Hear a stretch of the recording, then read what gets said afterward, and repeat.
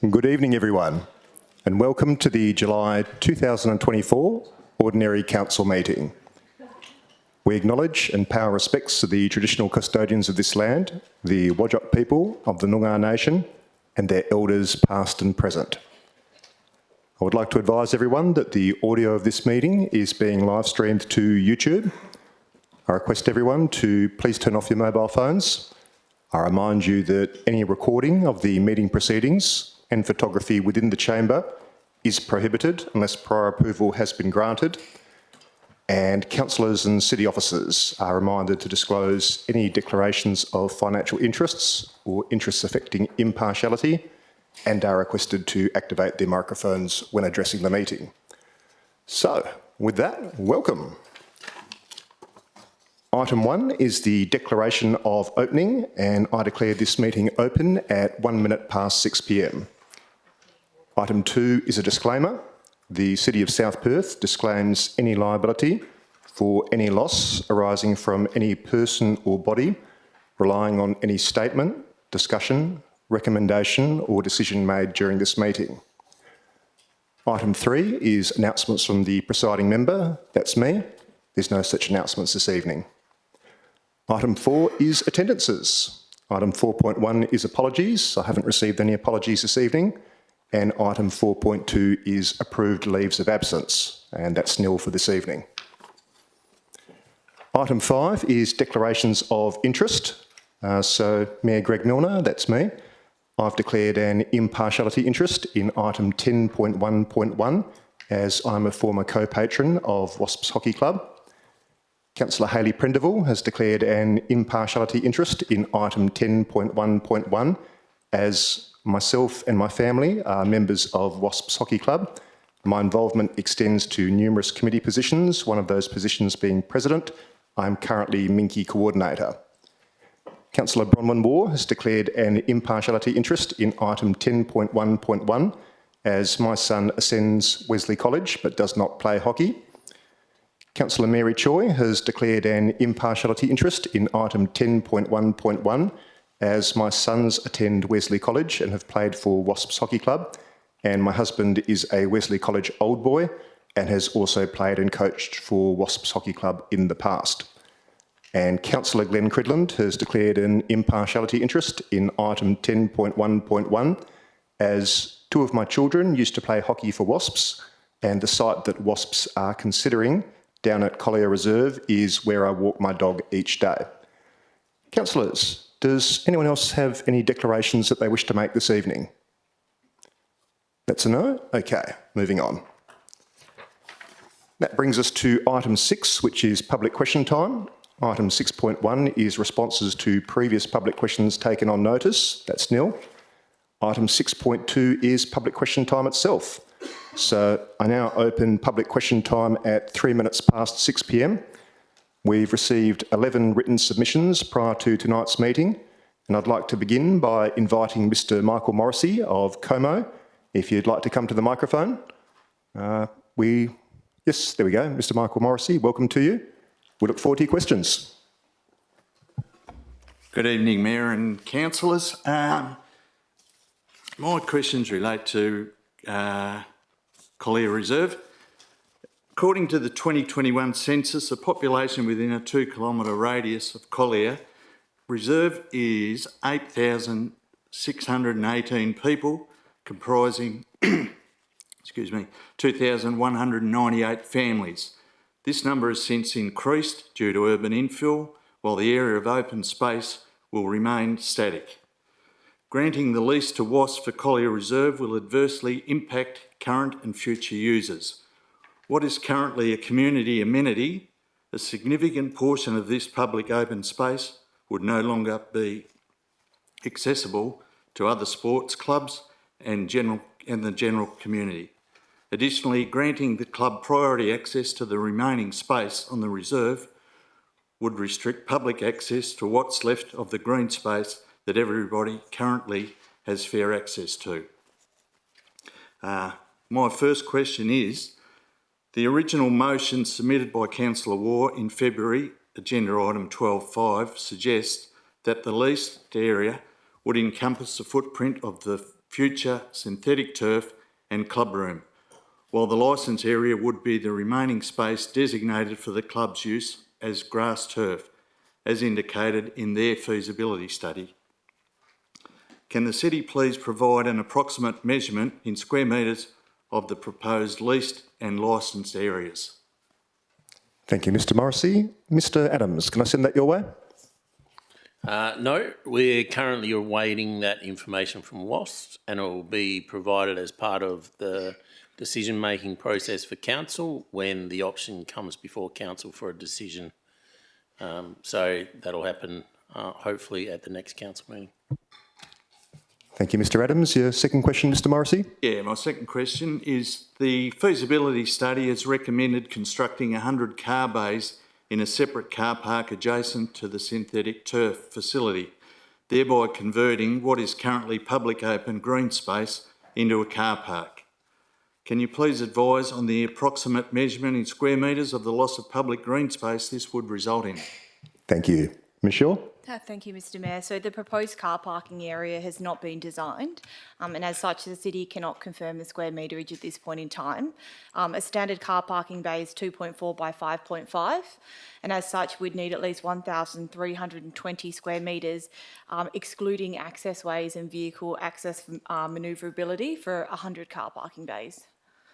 Okay, thanks. Thank you, Ms Shaw. And your final question, Mr Morrissey? And my third question is the February Council report states that further discussions between Wesley College and Hockey WA are necessary to determine if their needs can be accommodated at the centre. The outcome of these negotiations could affect Wesley College's 50% contribution towards the WASP synthetic turf and associated infrastructure. While WASP's position is understood to remain unchanged, has Wesley College's position also remained unchanged? Thank you. Ms Shaw? Thank you. So Wesley College and the club had entered into a memorandum of understanding such that approximately 50% of the capital cost of the project would be met by Wesley College. This is a matter between Wesley College and the WASPs. Should council proceed with the option to lease, WASP must demonstrate to the City's satisfaction that it has secured funding for the development. Thank you, Ms Shaw, and thank you, Mr Morrissey, for the questions. And folks, I'm just going to remind everyone asking public questions tonight that try and keep the preambles as short as you can. We've got a lot of public questions, and I'm not a big fan of preambles that are effectively deputations with a question mark on the end. So with that, I'd like to invite Ms Kirsten Poe of Como. If you'd like to come to the microphone, welcome to you, and we look forward to your questions. Good evening. The City's administration has previously informed me that the WASP lease option agreement that will be presented to Council for a decision would be consistent with the conditions outlined in the Notice of Motion submitted by Councillor Wall and endorsed by Council during the February Ordinary Council meeting. As such, no new information or conditions will be added to this lease agreement. However, Director Adams stated in last week's meeting that the draft lease option is currently with the club's lawyers and the City is awaiting their markups and requested changes. Until these are received, the City won't know what negotiations will be required. This suggests that the finalised lease option agreement may deviate from what Council agreed upon in February. Could the City please clarify what is meant by markups and provide details on the types of changes the club may be permitted to request and that the City will be required to include? Thank you for the question. Mr Adams. Yep. So the City provided the club with a draft option document and a draft lease document that reflected the key terms provided for in the council resolution. The full legal document contains many other clauses and definitions that are standard for city leases for Crown land and require agreement from the lessee prior to putting the documents forward to council for endorsement. Some of these clauses are able to be varied to some extent to suit the needs of the lessee, and some are not. Just for an example, the lease document contains approximately 8 pages of definitions and some 30 odd pages of other clauses. And those clauses are things like to do with indemnities, warranties, insurances, make good clauses, clauses to do with liquor licenses, all of those sort of things. So there's a whole lot of things that go into the leases on Crown land. They're the types of things that there may be some negotiations on. Thank you. I was informed that the boundaries of the leased area would only be approximate at this stage and that precise surveying will be conducted later if the motion is moved. Could you please clarify whether it is standard practice to include approximate boundaries in such agreements and whether the lease agreement becomes legally binding based on these approximate boundaries, or if it requires finalisation through precise surveying and therefore another council decision before becoming binding? Thank you. Mr Adams? So, yeah, the approximate lease boundaries will be included in the lease option agreement. However, the final boundaries will need to be known before the final lease document can be signed. These will only be known once the design has been done and the area properly surveyed.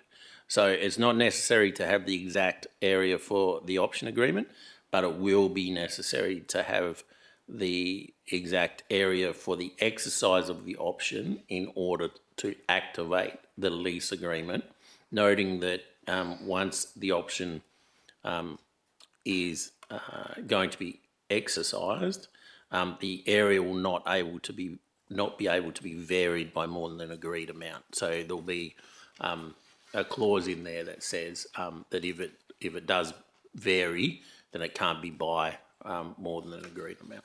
Thank you. Can the city please advise when the finalised lease option agreement will be available for public viewing and confirm if it will be released as part of the agenda notes? Thank you. Mr Adams? Yes, the option agreement will form part of the item that goes before council for a decision. So obviously the council decision is one part of the decision-making process. It should be noted that council is not the final decision maker as we're dealing with Crown land, and any option to lease or lease agreement will require the approval of the Minister for Lands under Section 18 of the Land Administration Act. Thank you, Mr Adams, and thank you, Ms Poe, for your questions. Thank you. I'd now like to invite Mr Murray Rosenberg of Como. If you'd like to come to the microphone, welcome to you, and we look forward to your questions. Good evening, Mr Mayor and councillors. I refer to the Council Officer's report at Agenda 10.1.1 concerning the possible use by Wesley South Perth Hockey Club of the Australian High Performance Hockey Centre. The quote in my questions is taken from this report. Question 1. Why is the City of South Perth Council continuing to investigate the use of Collier Reserve as hockey facilities for the Wesley South Perth Hockey Club when the proposed high performance hockey centre, which will only be 1 kilometre from Collier Reserve, is extremely likely to have, and in quotes from the report from WA Hockey, they're saying, is likely to have 4 turfs and expanded range of facilities to accommodate local clubs, and in brackets, including Wasps and Xavier Hockey Club. Close quotes. Thank you for the question. Mr Adams? That was a question, sorry. Yeah. Sorry. And we'll answer it. Mr Adams? Okay, I think council's reasons were made clear at the council meeting at which the resolution was made. But following on from that, city officers are bound to follow council resolutions. And as I said, in February 2024, council resolved for the CEO to negotiate with WASP to prepare a 3-year call option to lease over a portion of Collier Reserve, subject to a number of conditions. City officers have simply been carrying out the work required to fulfil that resolution. Question 2. Is it likely that if the Wasps Hockey Club were to utilise the facilities at the proposed High Performance Hockey Centre, that this would be much less expensive option to both the Wasp Hockey Club and the ratepayers of the City of South Perth, as compared to developing hockey facilities at Collier Reserve. Thank you for the question. Mr Adams. I think city officers have made it clear on more than one occasion that that's the view of city officers. However, it's also been made clear on more than one occasion that WASP's preference is to have their own single home ground facility, which would not be provided at the new stadium. Question 3. If Wasp Hockey Club facilities were to be built at Collier Reserve, what benefits will there be to other sporting groups, such as soccer and cricket clubs? Thank you. Mr Adams. At this stage, we're unsure as to what the benefits would be to other sporting groups, such as soccer and cricket.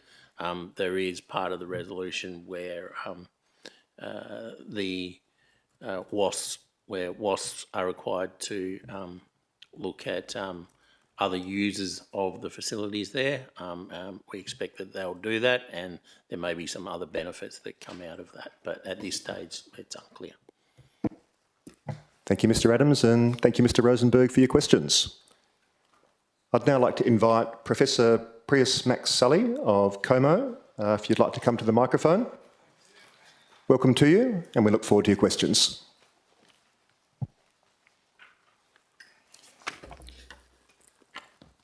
Good evening, Mayor and Councillors. Just a little bit of a preamble. In reviewing the Council Officer's report on agenda item 10.1.1, I note the statement, and I quote, "It is highly likely that the High Performance Hockey Centre will now feature 4 turfs and an expanded range of facilities to accommodate local clubs, including WASP and Xavier Hockey Club."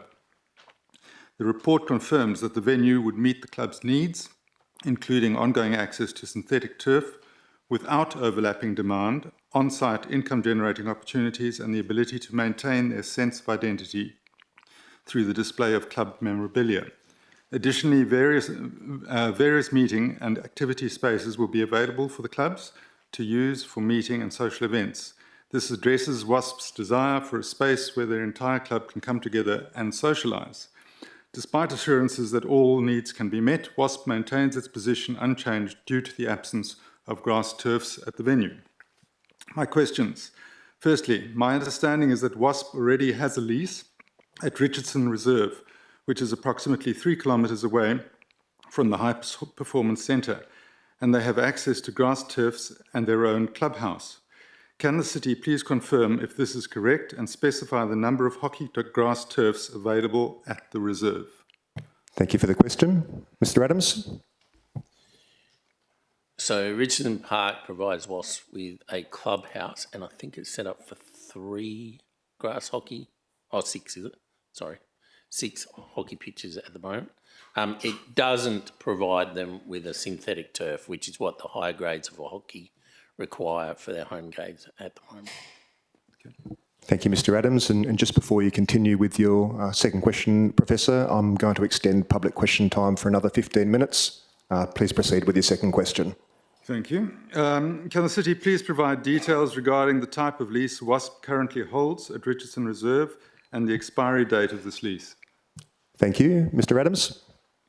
So WASP Hockey Club is a joint lessee of the WCG Thomas Pavilion at Richardson Park, together with the South Perth Cricket Club, for a period of 21 years, expiring in 2044.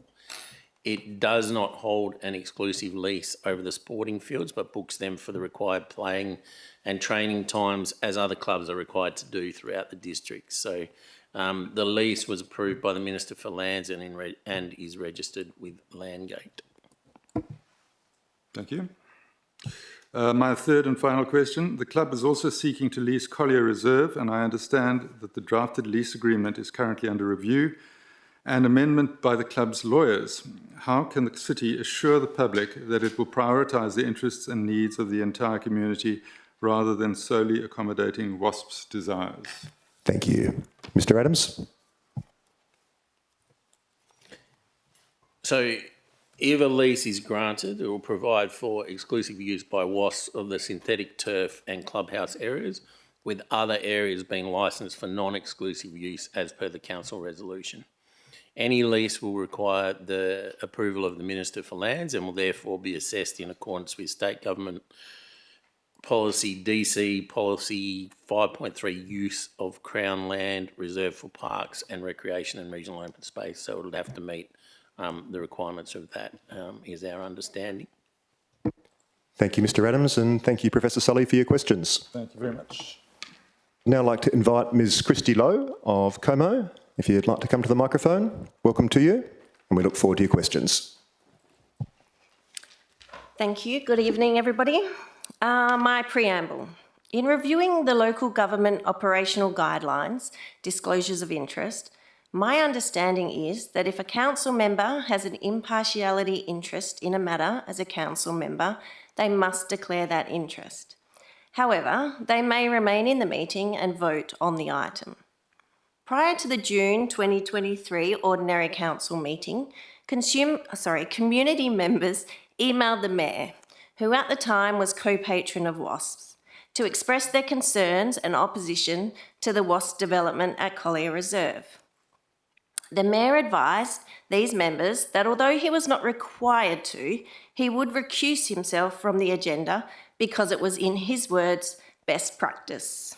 So, my first question. Am I correct to say that if a council member declares an impartiality interest in a matter, the person can either remain in the meeting and vote on the item, or choose to leave the meeting and abstain from voting? In other words, it is not mandatory for that person to vote on the item. Thank you for the question. Mr Adams. Yeah, it's only mandatory for someone to vote on an item if they're in the room. Okay. So, in the case of the resurrected WASP development item presented at the February Ordinary Council meeting, 5 council members declared their impartiality interests. Among them is Councillor Hayley Prendeville, who previously served as president of WASPs and remains heavily involved with the club, holding numerous committee positions and currently Minkie coordinator.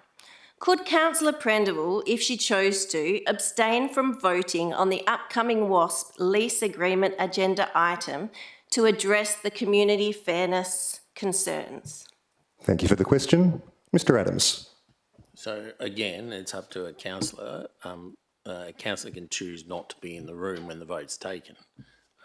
But if a councillor is in the room when a vote is taken, then they must vote on it. Okay, thank you. Last question. Following the June Ordinary Council meeting, the Mayor resigned from his role as co-patron of WASPs to publicly support the club by submitting a notice of motion for the July 2023 Ordinary Council meeting. Additionally, he endorsed 3 other candidates who currently are on the council during last year's local election and collectively advocated for co-located facilities for the club. Can the Mayor please explain why he didn't consider it in the community's best interest to recuse himself from the February Ordinary Council meeting? Thank you for the question, and I'd be happy to.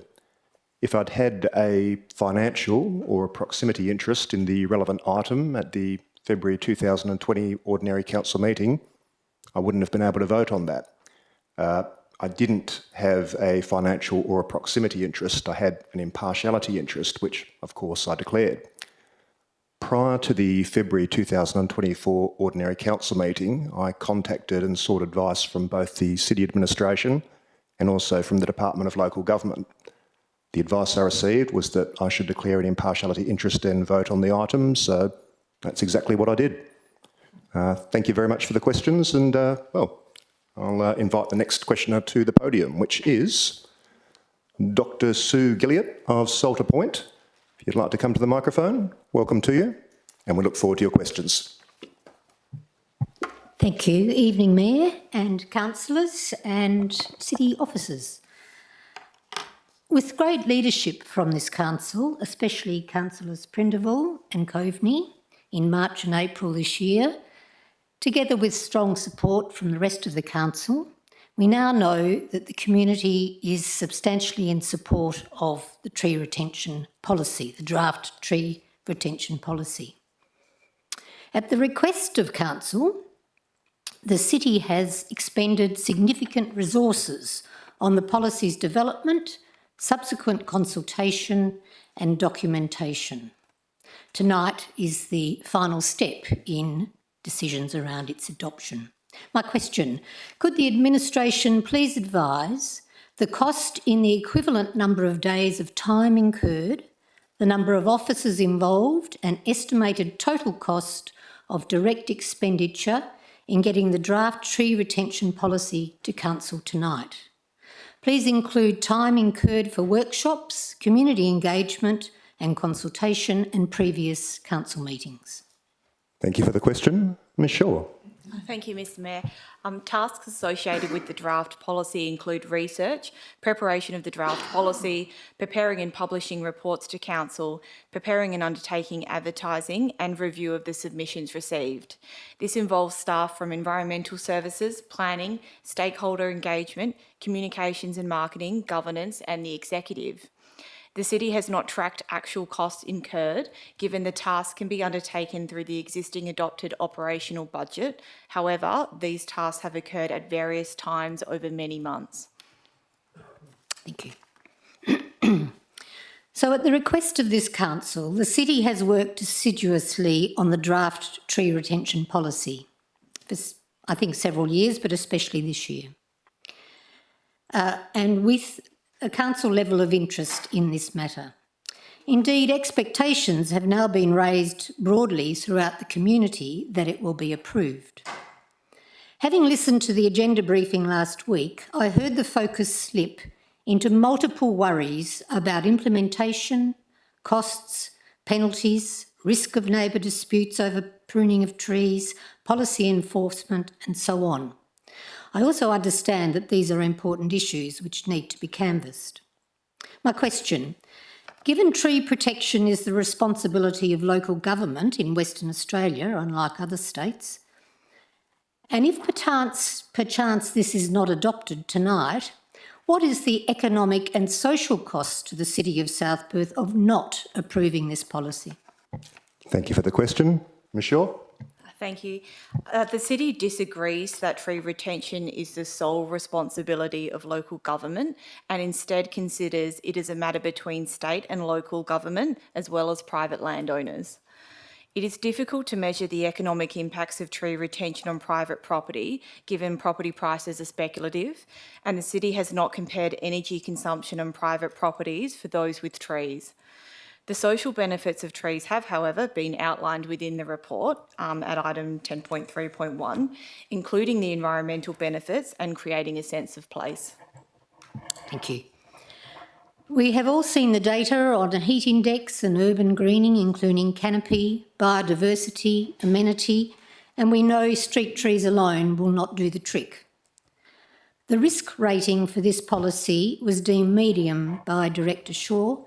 I presume this risk rating relates to the risk of a policy if it's approved, rather than a risk rating for not having the policy in place. My question, can the administration please explain the meaning of medium risk in the context of tree protection or retention? How is it arrived at, and what measures the city will need to undertake in order to reduce, or would they need to undertake in order to reduce the medium classification risk rating? Thank you for the question. Ms Shaw. Thank you, Mr Mayor. Risk was considered in relation to the type of event, likelihood of the event occurring, and any mitigation strategies. The medium risk was based on the events that could occur if council adopts or not adopts the draft policy. Should council not adopt the draft policy, there is a risk the city would not be adequately maintaining or enhancing the natural environment. Should council adopt the policy, the city may be unable to uphold its statutory obligation to uphold the requirements of the policy, given the resource implications to enforce the policy. Thank you, Ms Shaw, and thank you, Dr Gilliatt. I'd now like to invite Ms Catherine Brady of Kensington. Welcome to you. If you'd like to come to the microphone, we look forward to your questions. Good evening. My preamble, I'll make this short. As a ratepayer, I would hope that it is reasonable to presume that the city only chooses to prosecute someone when there is a high chance of successful outcome in favour of the city. Question 1. When choosing whether or not to prosecute someone for illegal development works, would the city consider whether or not the illegal works conflicted with the intent of the relevant planning provisions? Thank you. Ms Shaw? Thank you. Yes, the city would need to commence an investigation to determine whether there was a breach of the requirements of the local planning policy. Okay, number 2, is the city likely to choose to prosecute someone who pruned a branch that was 150 mil without development approval rather than the 100 mil prescribed in the draft policy if the pruning had not adversely affected the health of the tree? Thank you. Ms Shaw? Thank you. The city has a responsibility to uphold the requirements of its local planning framework. In determining whether to commence enforcement proceedings, the city needs to consider whether it is in the public interest to do so, the impact of the contravention on the amenity of the locality and the environment, the time lapsed since the works occurred, and the factual circumstances in which the contravention took place. Number 3, if the illegal pruning was more than 10% but was otherwise insignificant and had little adverse impact on the health of the tree, would the city prosecute? Thank you. Ms Shaw? Thank you. So in addition to the previous response, in prosecution proceedings, the onus is on the city to prove all elements of an offence beyond reasonable doubt. Therefore, an additional factor that should be considered when determining whether to initiate prosecution proceedings is the strength of the evidence available, being the prospect of the prosecution succeeding. So we would need to ensure that we had appropriate evidence before we sought to commence prosecution proceedings. Thank you, Ms Shaw, and thank you, Ms Brady, for your questions. Thank you. I'd now like to invite Mr Warwick Boardman of Salter Point. Welcome to you. The microphone is yours, and we look forward to your questions. Thanks, Or question in this case. Yes. Question might have just about been answered in that last one. Because it would be reassuring if the city chose to be moderate and sensible in its approach to enforcing the draft tree retention policy. My question, can the city please describe the approach it will take to enforcing the policy around minor tree maintenance in the context of no threat to the life of the tree and or when tree owners have informed the city of their intention to trim the branches? Thank you for the question. Ms Shaw? Thank you. Should the landowner provide the city with details of the proposed pruning, which could include photos of the tree to be maintained, the city can compare the proposal to the requirements of the policy to determine whether the works are exempt from requiring development approval. If the city becomes aware that works have allegedly occurred that are inconsistent with the requirements of the policy, the city may commence an investigation to determine if a breach has occurred and whether or not it's appropriate to commence enforcement action. Okay, thanks. Thank you, Ms Shaw, and thank you, Mr Boardman, for your question. I'd now like to, before I do that, we're just about to run out of the second tranche of 15 minutes, so this time to extend public question time again, I do need to put it to a vote. I'll move a motion that we extend public question time by a further 15 minutes, seconded by Councillor Brenda Abrandis. Thank you. Councillors, please cast your votes as to whether we extend public question time for a further 15 minutes. And that was unanimous. Thank you very much. With that, I'd like to invite Ms Kathy Lees of South Perth. If you'd like to come to the microphone, welcome to you, and we look forward to your questions. Good evening, Mayor, councillors and city officers. So my Questions are in relation to the draft local planning policy on tree retention. Thank you again, councillors, for persisting with your mission to protect our large, healthy trees which are under more pressure than ever. I urge you now to finish the job and adopt the policy without delay. With this in mind, I have the following questions in response to some concerns that you have raised. So question one, the city has a lot of laws and policies that are required to be complied with, but from my experience in local government, there are generally limited resources allocated to compliance, largely for budgetary reasons. So a case in point being the illegal artificial turf that is on numerous verges in the city. The city's been notified and it's taken no action on those. So if the policy is approved, does the city believe that there is value in pursuing minor pruning breaches, such as inspecting green waste put on verges as part of the green waste collection, to ensure the branches do not exceed 100 millimetres in diameter? And is this something that the city is likely to commit resources to? Thank you for the question. Ms Shaw? Thank you. The city has limited capacity to proactively monitor any breaches to the policy if adopted. The city would therefore typically only commence an investigation where it became aware of the alleged offence, which is often on a complaints basis. Thank you. At the agenda briefing last week, there were concerns raised about the costs to the city of prosecutions if the policy is adopted. I think this concern is unwarranted, as policies and laws are generally a deterrent in themselves for the majority of the population who are law-abiding citizens. But also because, in my experience, local government administrations and their councillors generally err against prosecuting wherever possible. But can the city please advise how many times it has prosecuted someone that has undertaken development that is illegal under the Planning and Development Act 2005 in the last 2 years and in the last 5 years?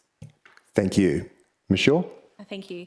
Whilst the city agrees that policy positions and laws can act as a deterrent, the city has a statutory obligation to uphold the requirements of its local planning framework, which includes undertaking an investigation where it becomes aware of an alleged breach.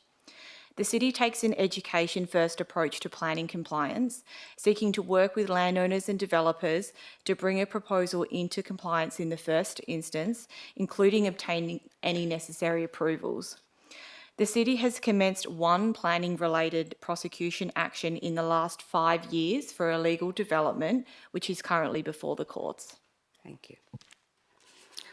So question 3, the city has aerial surveys of tree canopy undertaken periodically, which provide the mapping of individual trees, their location, height and canopy width, including one done in April just gone.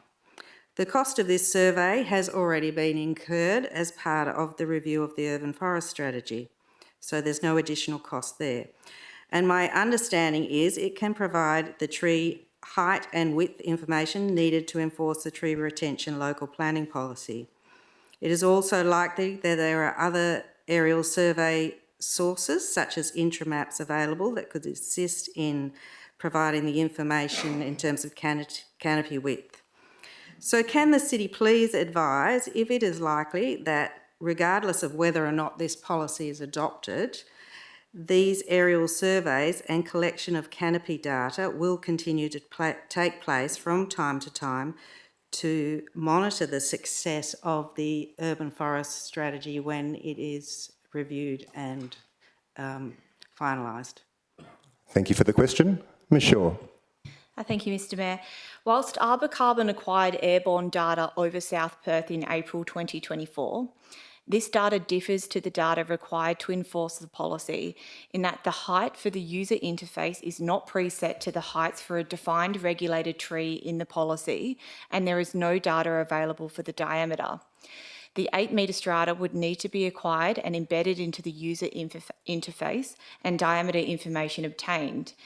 Intramaps does not have the specificity required to enforce the policy.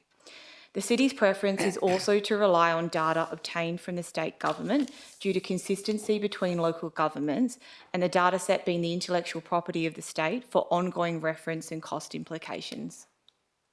Thank you, Ms Shaw, and thank you, Ms Lees, for your questions. So, but I didn't get an answer to whether you would be doing data as part of the urban forest strategy. Yes, we would. Thank you. All right, I'd now like to invite Ms Bronwyn David of South Perth. If you'd like to come to the microphone, welcome to you, and we look forward to your questions. Good evening, Mayor, councillors and city officers. Thank you for the opportunity. My question is in regard to the local planning policy on tree retention. As we all know, the majority of mature trees in the area that are lost when a property is purchased for development. This policy aims to address this loss by requiring a development application before trees are removed. The majority of developments in the area are undertaken by development companies or developers. As such, the policy impacts on developers' business as usual model, hopefully saving trees from removal.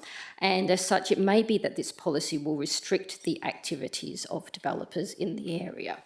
My first question is that given this motion may impact developers and development companies, does the city consider that a councillor may have a conflict of interest in relation to the motion if a councillor has received donations from development companies or developers, such that they should recuse themselves from voting on the motion? Thank you for the question. Ms Shaw. Thank you. It is the responsibility of the individual elected member to declare an interest. A person has a financial interest in a matter if it is reasonable to expect that the matter will, if dealt with by the local government or an employee or committee of the local government or member of the council of the local government in a particular way, result in a financial gain, loss, benefit or detriment for that person. Thank you. My second question is concerns the council as the largest tree owner. So the city is the largest tree owner in the city. So the city must from time to time be met with the plans where it is proposed that a verge tree or a street tree will need to be removed to accommodate a crossover for a new development. Can you confirm that the city's planners already have experience negotiating with applicants and looking at alternative options to avoid tree removal? Thank you for the question. Ms Shaw. Yes, so the deemed to comply criteria of the residential design codes provides that driveways should be located as to avoid street trees or, where unavoidable, replaced at the applicant's expense. This criteria provides the city the ability to determine whether a design should be modified, which can be used in negotiation with the landowner. The city therefore has experience in these negotiations. Thank you.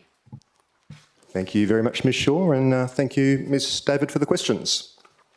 I'd now like to invite Mr Thomas Leake of South Perth. If you'd like to come to the microphone, welcome to you, and we look forward to your questions. Good evening, Mayor, councillors and city officers. The impacts of climate change and increasing urban heat will have a significant negative impact on the health and well-being of our community, especially younger people who have to live with the consequences of these decisions for longer, and on our environment. Our existing canopy cover on private lands helps to mitigate this risk. My first question is, have the impacts of climate change and increasing urban heat been addressed on the City Strategic Risk Register? Thank you for the question. Ms Shaw. Thank you. The potential impacts of climate change and a city's ability to respond have been identified in the city's operational risk register. Thank you. My second question is, does the city recognise that there will be an increased risk and associated cost to the community and to future generations if the tree retention local planning policy is not adopted? Thank you for the question. Ms Shaw. Thank you. The city has determined the risk associated with the draft policy as medium, which includes impacts on the ability for the city to maintain and enhance the natural environment. Thank you, Ms Shaw, and thank you, Mr Leake, for the questions. Now, I do understand that was the end of the questions that we've received written submissions prior to tonight's meeting, but I do understand we've received some late questions. I'm happy to read them, but I don't know if the officers will be in a position to respond. Have we got those questions on hand? Oh, the person is here apparently. Okay, so Ms Natasha Hurley-Walker, if you'd like to come to the microphone, welcome to you. We look forward to your questions, but because they were submitted late, I can't guarantee you'll get an answer here. I understand. Sorry about the late submission. I just, in regards again to the draft tree retention policy, I wanted to note that the large healthy trees have a significant dollar value in terms of benefits to the community, and of course in terms of benefit in the warming climate. The policy aims to prevent the loss of mature trees by requiring a development application before trees are removed. And currently, it seems the majority of mature trees are lost when a property is purchased for development. For example, near me, there's a large development block on the corner of Leigh Street and Manning Road. Ms Hurley-Walker, I'm indulging you because the questions were sorry. late, but it's literally not a just need to deputation. be clear, It's time for public questions. I know. It was cleared of all vegetation, including large trees, a few years ago. So my question is, does the city agree that most tree removals that would require approval, if the policy is adopted, would be included as part of an application for proposed development of a site and not a separate application? So would they normally be included anyway? Ms Shaw? Thank you, Mr Mayor. No, the policy seeks to affirm that tree retention constitutes works for which development approval is otherwise required under the Planning and Development Act. There is no separate application that would otherwise be required. It would be an application for development approval if the policy is adopted. Okay, thank you. And I just wanted to ask about the cost between if we continue to remove these trees versus the cost of implementing the policy. Since the dollar value is so high, would the city agree that if we implement the policy, the costs would be recouped, even if just a handful of large mature trees were saved? Ms Shaw? Thank you. No, given the city does not pay for the removal of trees on private property, and we seek to retain trees on public land where possible. Thank you. And finally, just regarding that cleared lot, would that have been avoided if this policy had been in place when that lot was cleared? Ms Shaw? Not necessarily, as the landowner may have chosen to still remove the trees and risk enforcement action being undertaken by the city. The policy would make it an offence to remove regulated trees, but it does not prevent a landowner from removing a tree. Thank you, Ms Shaw, and thank you, Ms Hurley-Walker, for your questions. Okay, that brings us to item 7, which is confirmation of minutes and notes. Item 7.1 is minutes. Item 7.1.1 is the ordinary council meeting held 25 June 2024. So I'm about to call for a mover and a seconder that the minutes of the ordinary council meeting held 25 June 2024 be taken as read and confirmed as a true and correct record. Could I have a mover, please? Councillor Coveney, thank you. A seconder? Councillor D'Souza, thank you. Councillors, does anyone oppose this? No. Okay, then I'll declare that carried unanimously. Item 7.2 is notes of briefing. I'm about to call for a mover and a seconder to move that council notes the following council briefings and workshops were held: 7.2.1, concept briefings and workshops, and 7.2.2, council agenda briefing, 16 July 2024. Could I have a mover, please? Councillor Coveney, thank you. Councillor Brenda Abrandis seconding. Councillors, does anyone oppose this? No? Okay, well, we'll call that one carried unanimously then. That brings us to item 8, which is presentations. Item 8.1 is petitions. That's nil for this evening. Item 8.2 is gifts or awards presented to council. That's nil for this evening. And item 8.3 is deputations. Deputations were heard at the council agenda briefing held 16 July 2024. That brings us to item 9, which is method of dealing with agenda business. And I'll now seek confirmation from the Chief Executive Officer, Mr Mike Bradford, that all the report items contained in tonight's agenda were discussed at the July council agenda briefing. That's correct, Mr Mayor. Thank you, Mr Bradford. So, with the exception of those items to be withdrawn for discussion this evening, reports will be adopted by exception resolution. And by this, I mean the officer recommendation will be adopted as is, without discussion or amendment. The following items have been withdrawn. That's item 10.3.1, entitled Draft Local Planning Policy, Tree Retention, Final Adoption. And the reason for that is I have an alternative motion and Councillor Brenda Abrandis has an amended motion.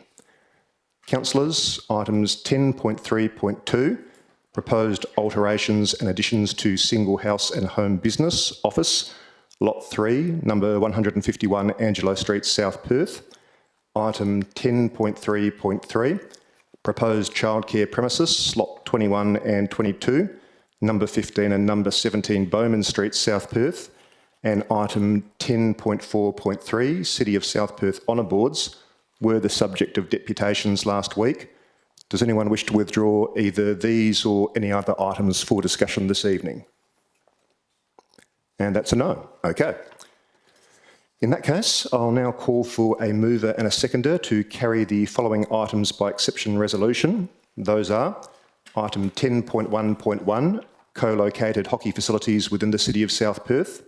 Item 10.3.2, proposed alterations and additions to Single House and Home Business Office, Lot 3, number 151 Angelo Street, South Perth. Item 10.3.3, proposed childcare premises, Lot 21 and 22, numbers 15 and 17 Bowman Street, South Perth. Item 10.4.1, listing of payments June 2024. Item 10.4.2, monthly financial statements, June 2024, interim. And item 10.4.3, City of South Perth Honour Boards. Could I have a mover, please? Councillor Coveney, thank you. A seconder, Councillor Brenda Abrandis, thank you. Councillors, does anyone oppose any of these items? Nope. Okay. So those items have just been passed by exception resolution in accordance with clause 5.5 of the City of South Perth Standing Orders Local Law 2007, and the officers' recommendations have been accepted by council. We'll now be moving on to those reports identified to be withdrawn for discussion this evening. Good catch, Mayor Milner. The first and only one of which is item 10.3.1, entitled Draft Local Planning Policy, Tree Retention, Final Adoption. And so, as I foreshadowed before, I've got an alternative motion on this item. Bear with me. Which I will move now, so I'll read that out and then I'll see about a seconder. My alternative motion is as follows: that Council, point 1, pursuant to Schedule 2, Part 2, Clause 4, Subclause 3 of the Planning and Development Local Planning Schemes Regulations 2015, does not adopt draft local planning policy tree retention as contained within Attachment A. And point 2 is requests the Chief Executive Officer to write to the State Government and request the State Government adopt a consistent position concerning trees on private property to provide certainty on this issue. Could I have a seconder, please? Councillor Prendeville, thank you. Okay. So these are my reasons. I'll have to speak fast, but here we go.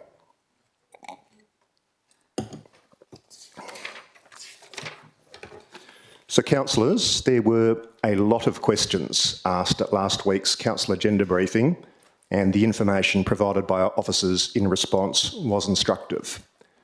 There are obviously some major problems with the draft policy. In the time I have available to me, I'm going to speak to what I think are some of those problems with this draft policy. But before I do, I want to be clear that nothing that I'm about to say is a criticism of the city officers. Council asked the city officers to create this policy at the March Ordinary Council meeting. Council then asked the city to advertise the draft of this policy at the April Ordinary Council meeting. Our officers have worked hard to give effect to what we've asked them to do. And I think, having had the opportunity to consider the draft policy, that we actually gave them a very difficult job. In fairness to our officers, I'm not sure the intended outcome can easily be achieved without major problems. That may be why the state government has so far declined to lead the way on this issue. I don't think it's fair to expect local governments to pick up the slack. We simply haven't got the resources to do it.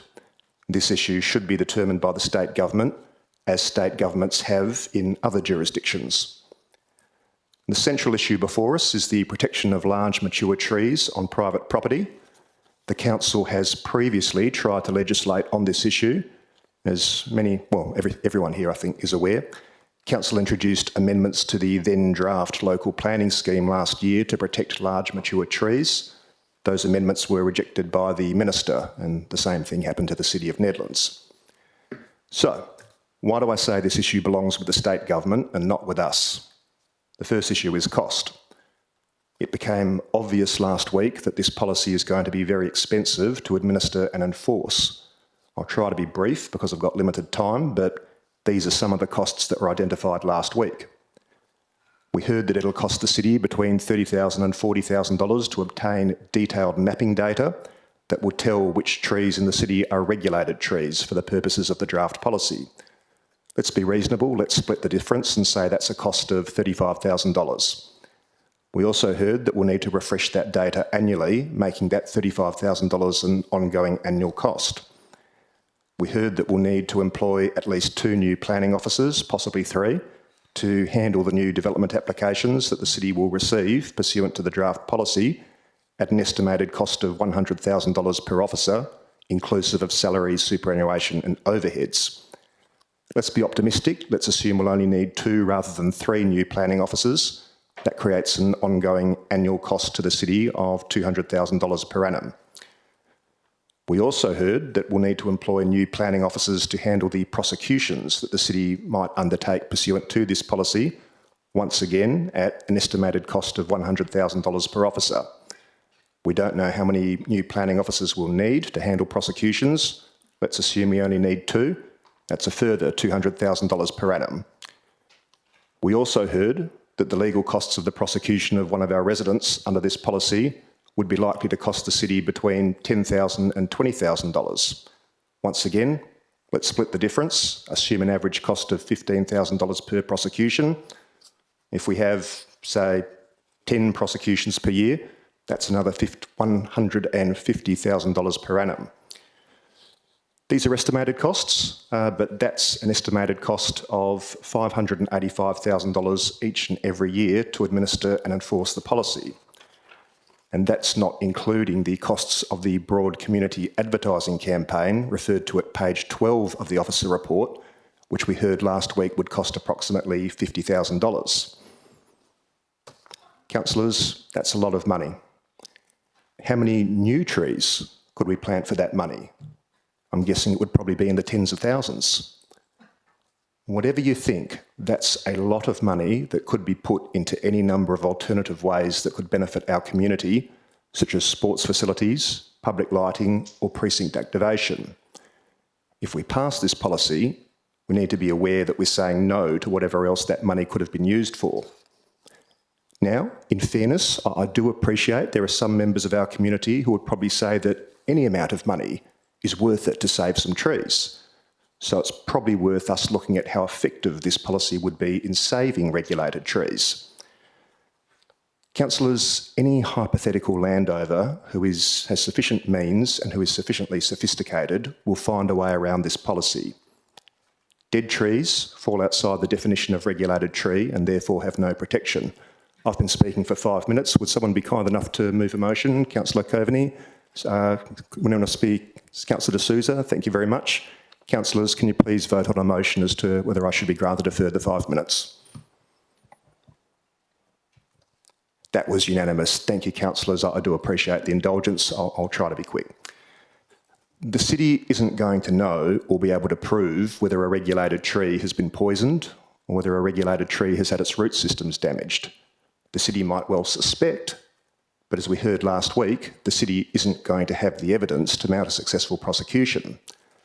More than that, Clause 5, Subclause B, Subclause Roman numeral 4 of the draft policy says that landowners are entitled to remove trees if the tree removal is urgently necessary for the protection of the environment.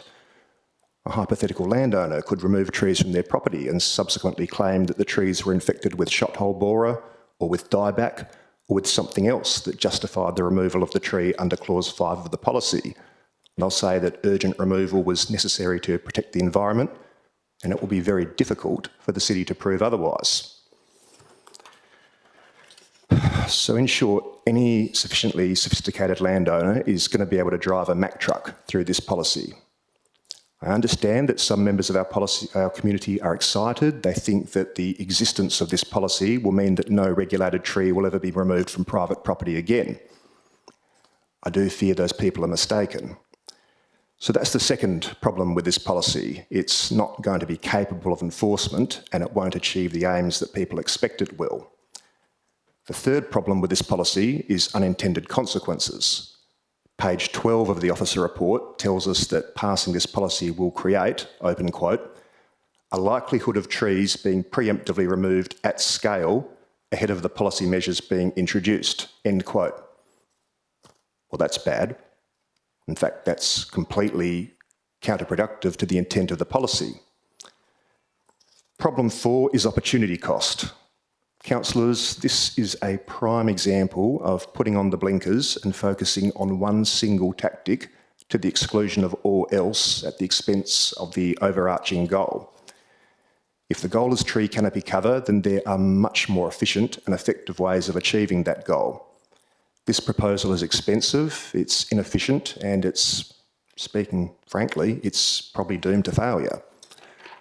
The city could pour an enormous amount of resources into trying to make this policy work.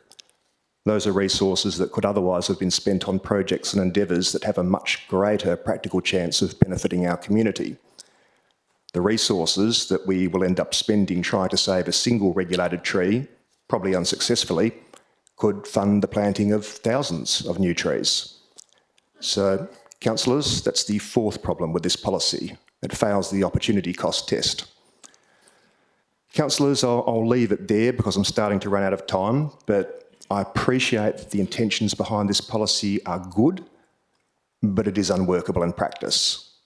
One of the biggest responsibilities we have as a local government is to oversee the allocation of the city's finances and resources and to determine the local government's policies. In fact, that's exactly what Section 2.7 of the Local Government Act says is the role of council. Might be unpopular to say this, but we would be failing that duty if we passed this policy. This is very much the domain of the state government. There's an old saying, render unto Caesar the things that are Caesar's. And what that means is, stay in your lane. This is a state government issue. It's up to the state government to resolve it. Councillors, I commend my alternative motion to you. Thank you for that. Councillor Prendeville, the microphone is yours if you'd like to speak as seconder. Thank you, Mr. Mayor.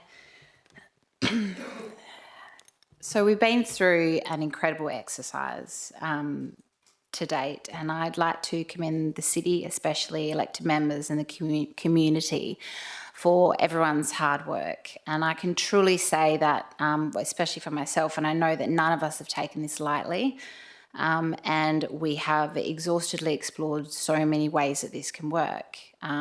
This draft local planning policy has brought the community together on an important issue.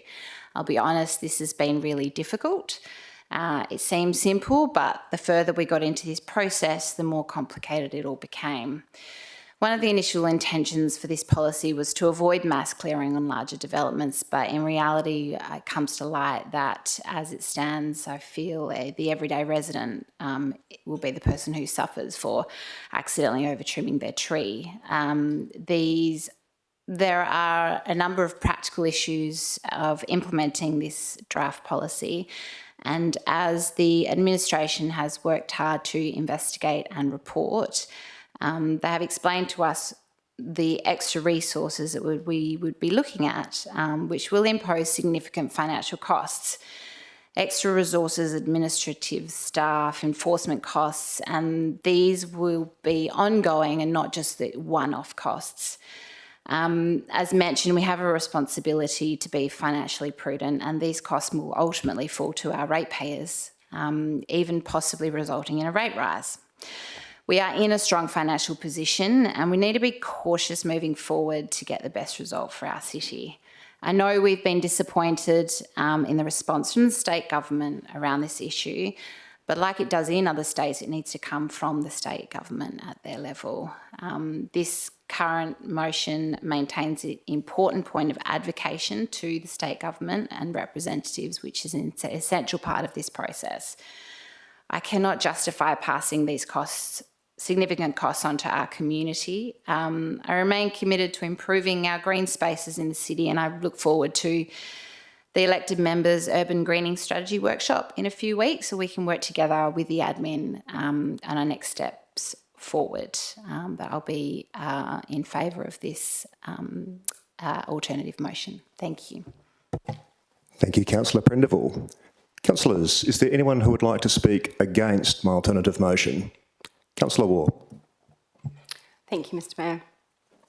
I am speaking against this alternative this evening. Now, firstly, whereas I do fully accept that the City has had to address this question because the state legislation has not properly ensured tree protection, and whereas other states in Australia have included within their legislation tree protection provisions, this, in my view, is only part of the solution.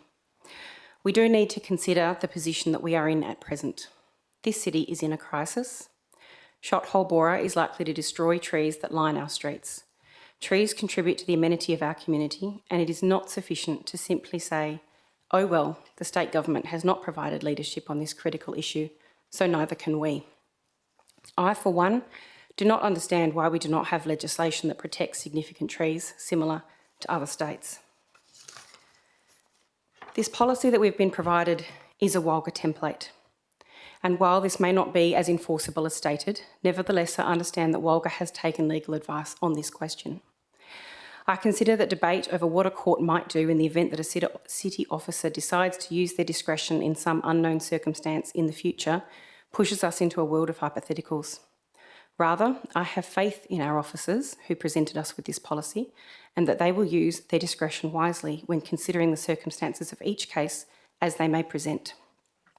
I do not consider this a reason to refrain from taking steps to preserve our environment. If it becomes apparent that our policy requires amendment, then we are able to do so in the future. But we must start somewhere. We must find ways to have sensible policies that protect significant trees. And when I say significant trees, I mean large trees, trees that our community loves. We cannot sit here and point the finger at the lack of action by state government as a justification to do nothing ourselves. If I had thought that the protection of our tree canopy is under threat by both overdevelopment and shot hole borer was not a crisis, I would accept that we do nothing and we simply write to the state. But my fellow councillors, I do believe we are in a state of crisis.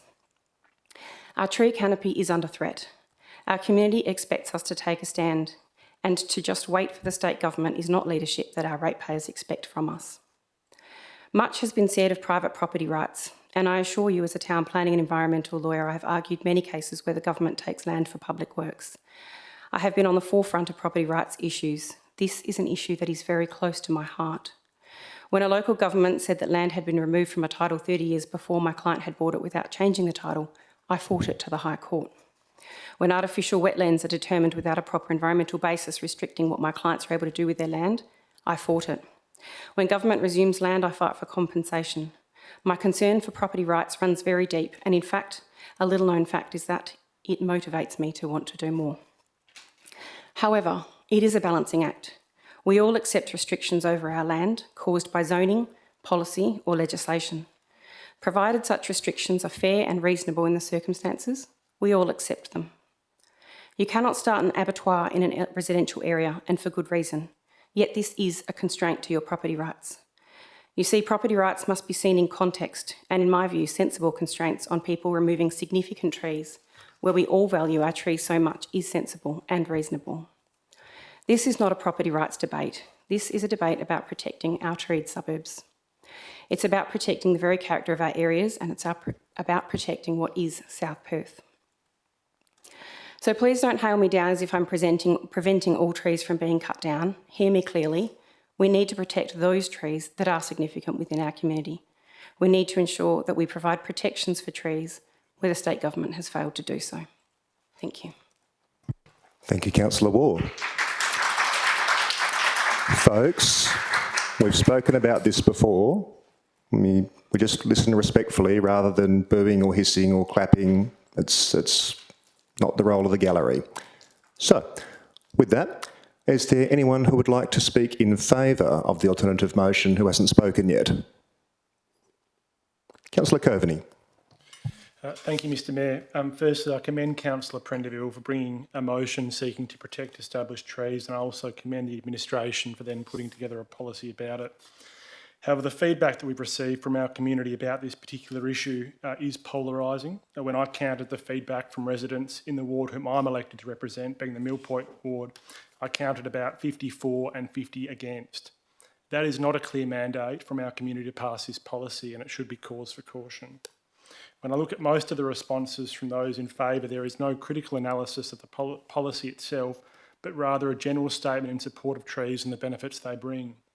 But we are not voting on whether or not we like mature trees. Most members of our community would support that proposition. So when I look through the comments which have engaged in discussion about the policy itself, which unfortunately comes largely from those against it, there are some practical issues that arise that I say cannot be ignored. The cost to our residents in advertising and regularly updating data because trees grow, and hiring new staff to review applications and in enforcement. The uncertainty in enforcement in trying to apply a policy with no legislative backing. The ability for well-meaning mums and dads to get caught in the crossfire from the ill intent of bad neighbours.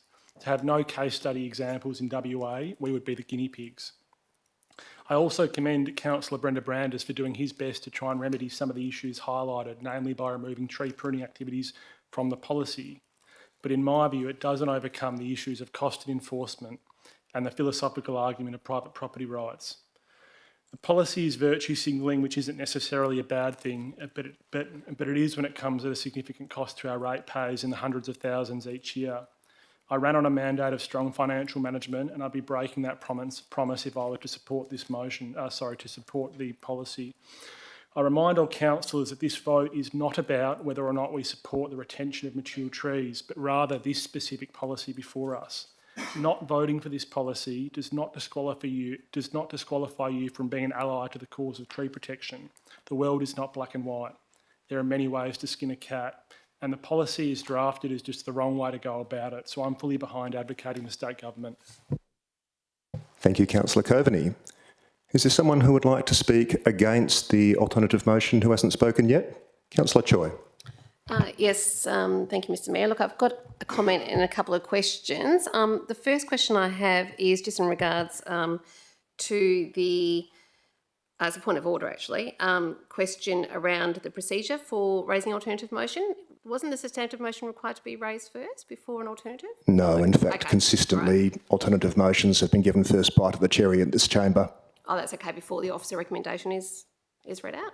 Yes. Yeah, okay, no worries, thank you. Just wanted to clarify that. So secondly, council brought this item to the city, not the other way around. Time and money has been expended by the city on the policy, including the community consultation process. And at that time, when council endorsed that process, it could have raised some issues with the draft policy, but I don't recall anything or much was raised. In any case, the community did respond, and they responded positively to the draft policy during that relevant submission period. So my question on that is, what are the implications of council now not deciding on the draft policy as presented, as it requested? Ms Shaw.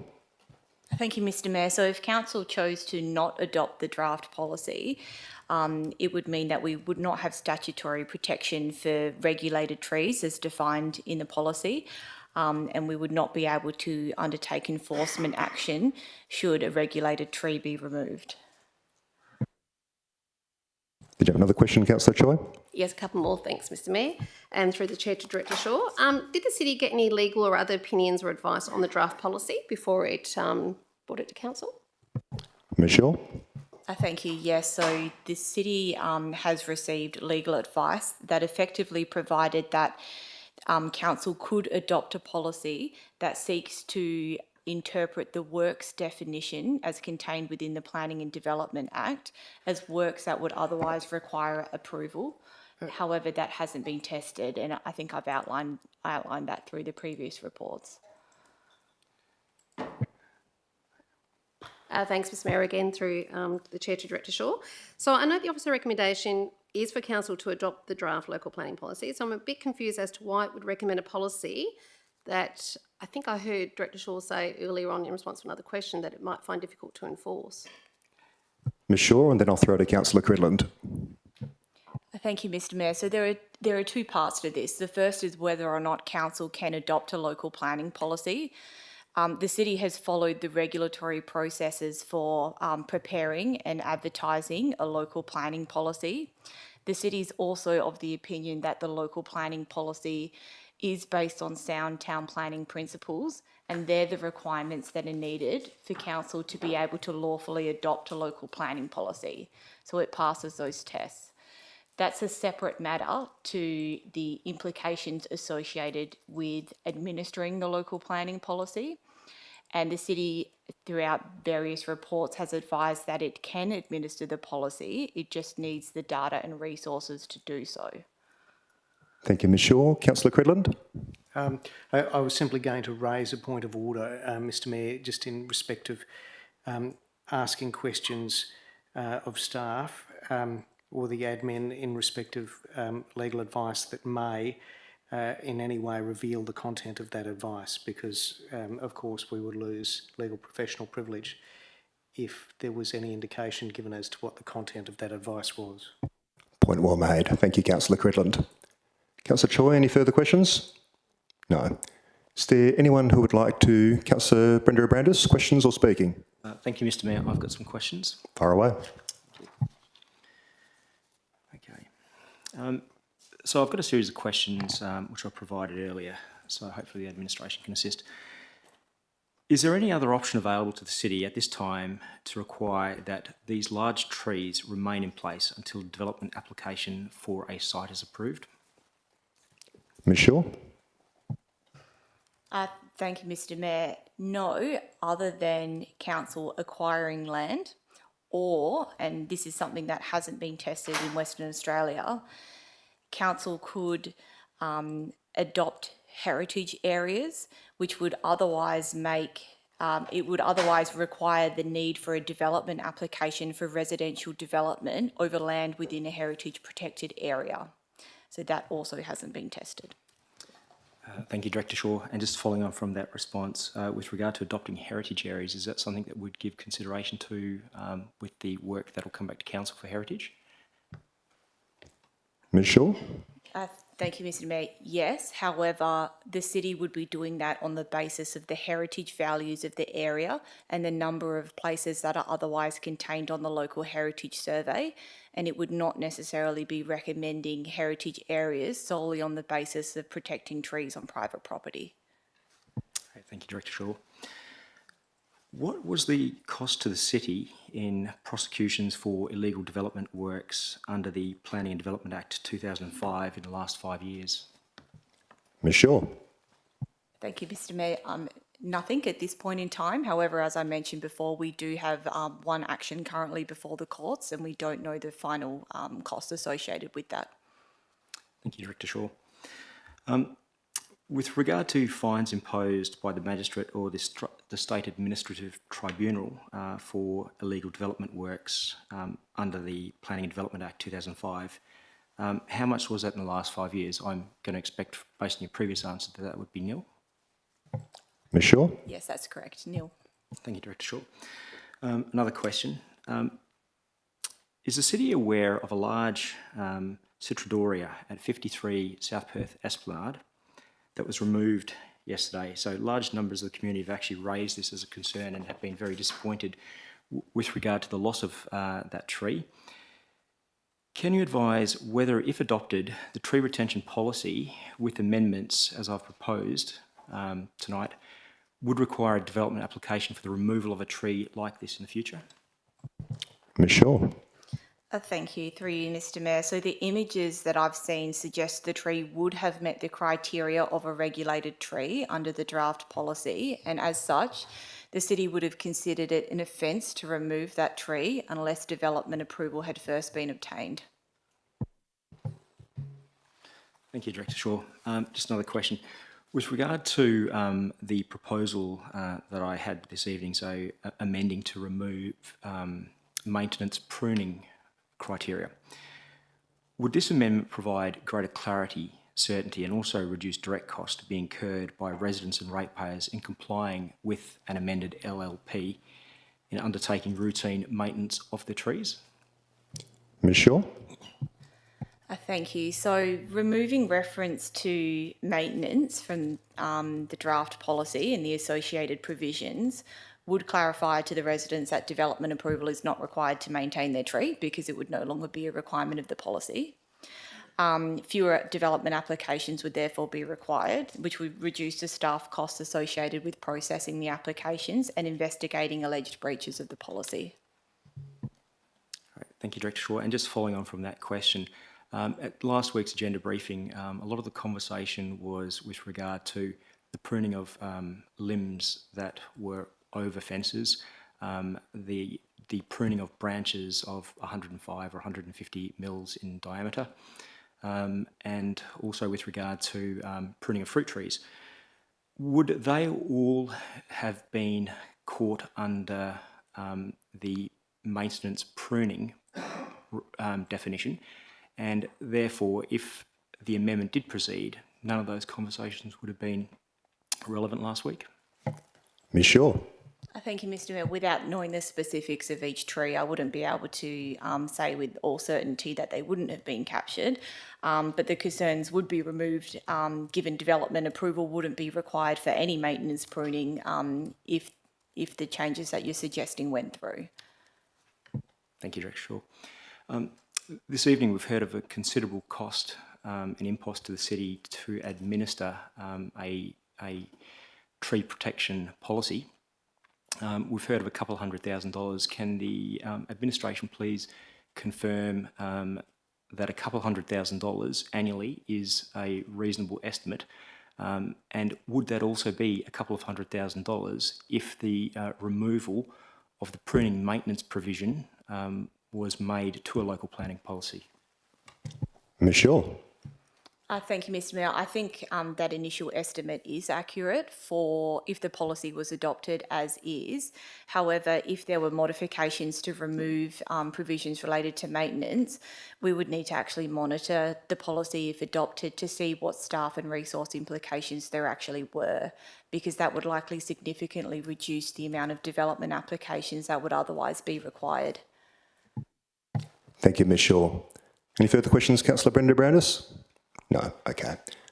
I might ask three questions then, because Councillor Brenda Browness has made reference to the amended motion he's got.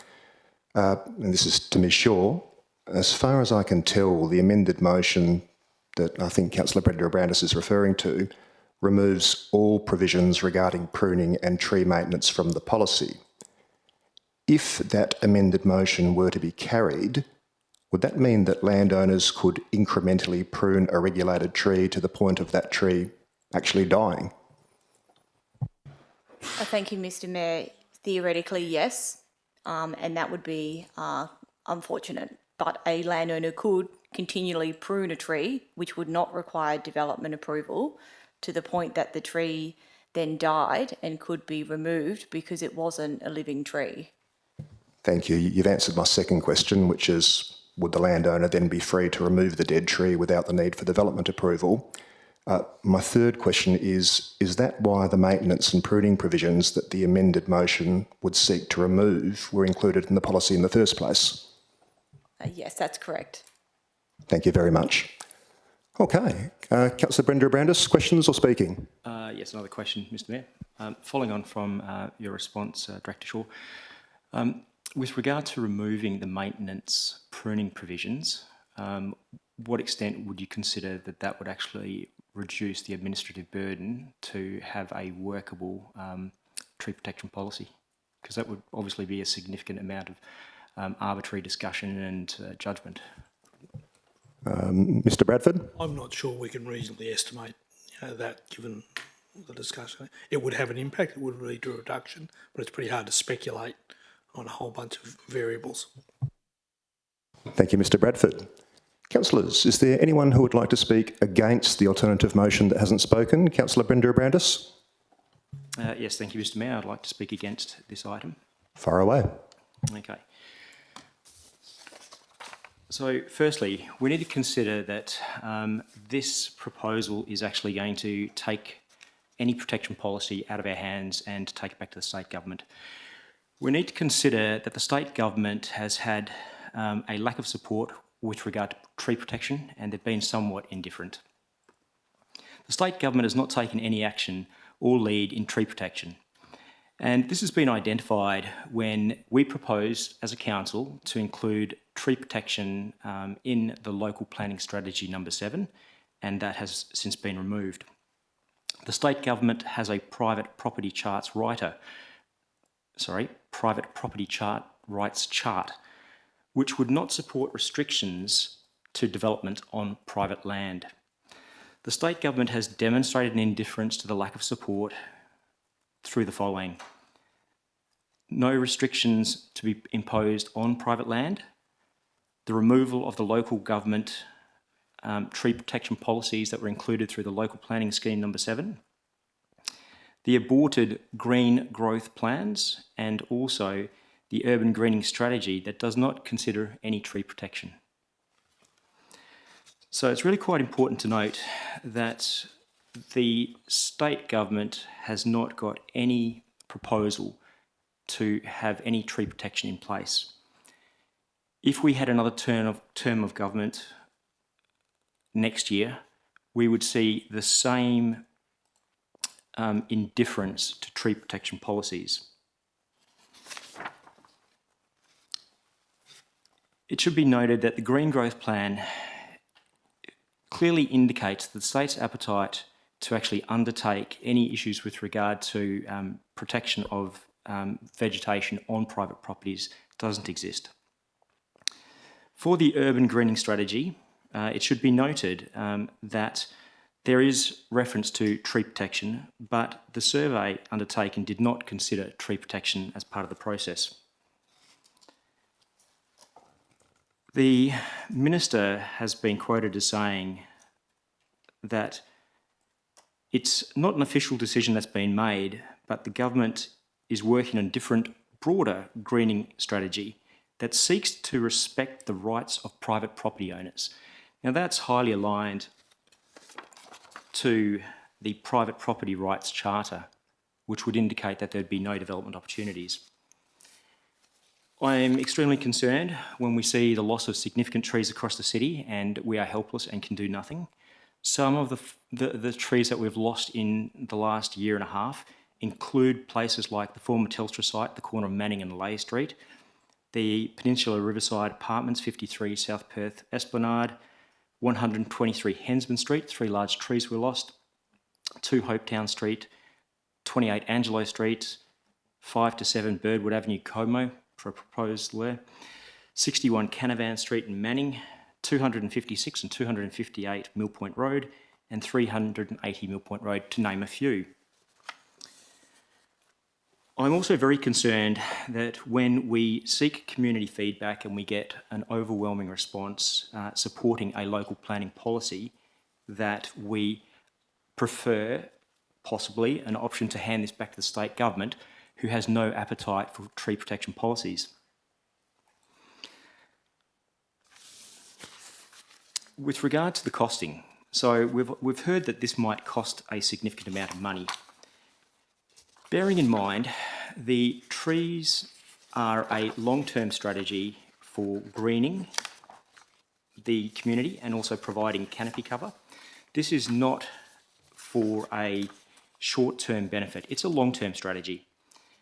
The cost that we should be considering with regard to planting trees is an investment. The trees do need protection.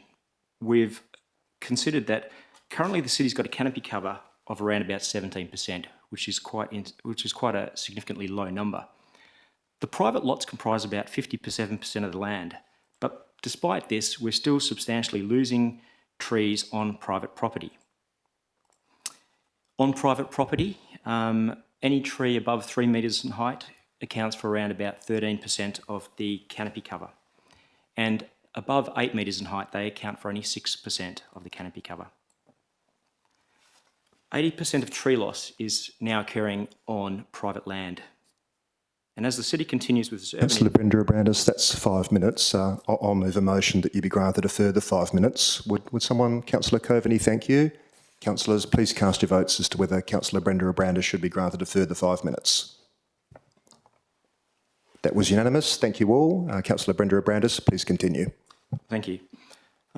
As the city continues with urban infill and development, there's going to be considerable increased pressure on trees on private property.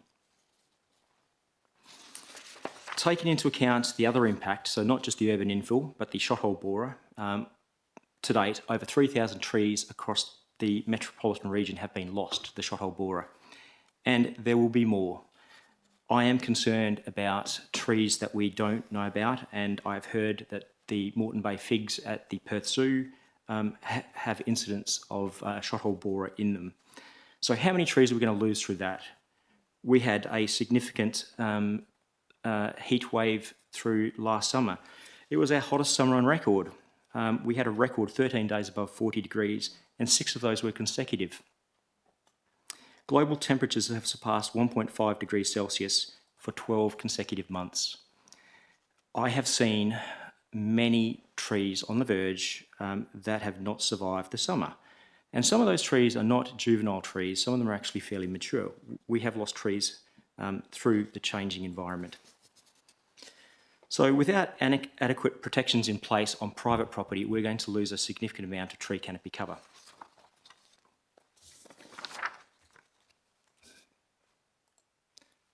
So returning to the cost with regard to undertaking a tree protection policy, it's important that we don't consider this a cost. This is actually an investment.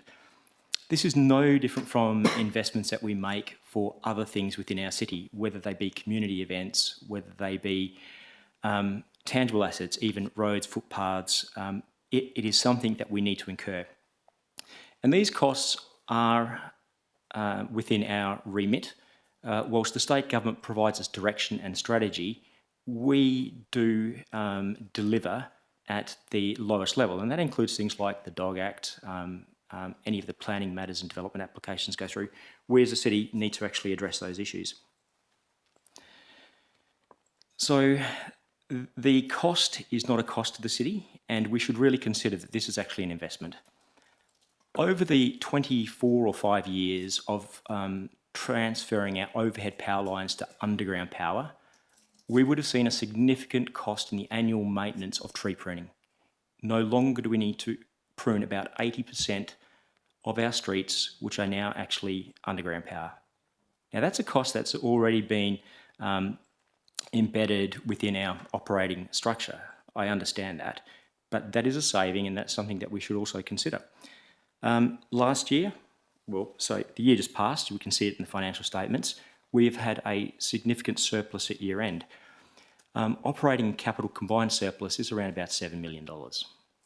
And that's on top of a revised mid-year review budget, which also adjusted our mid-year review position by $7 million. The prior year, we also had a generous, healthy operating surplus.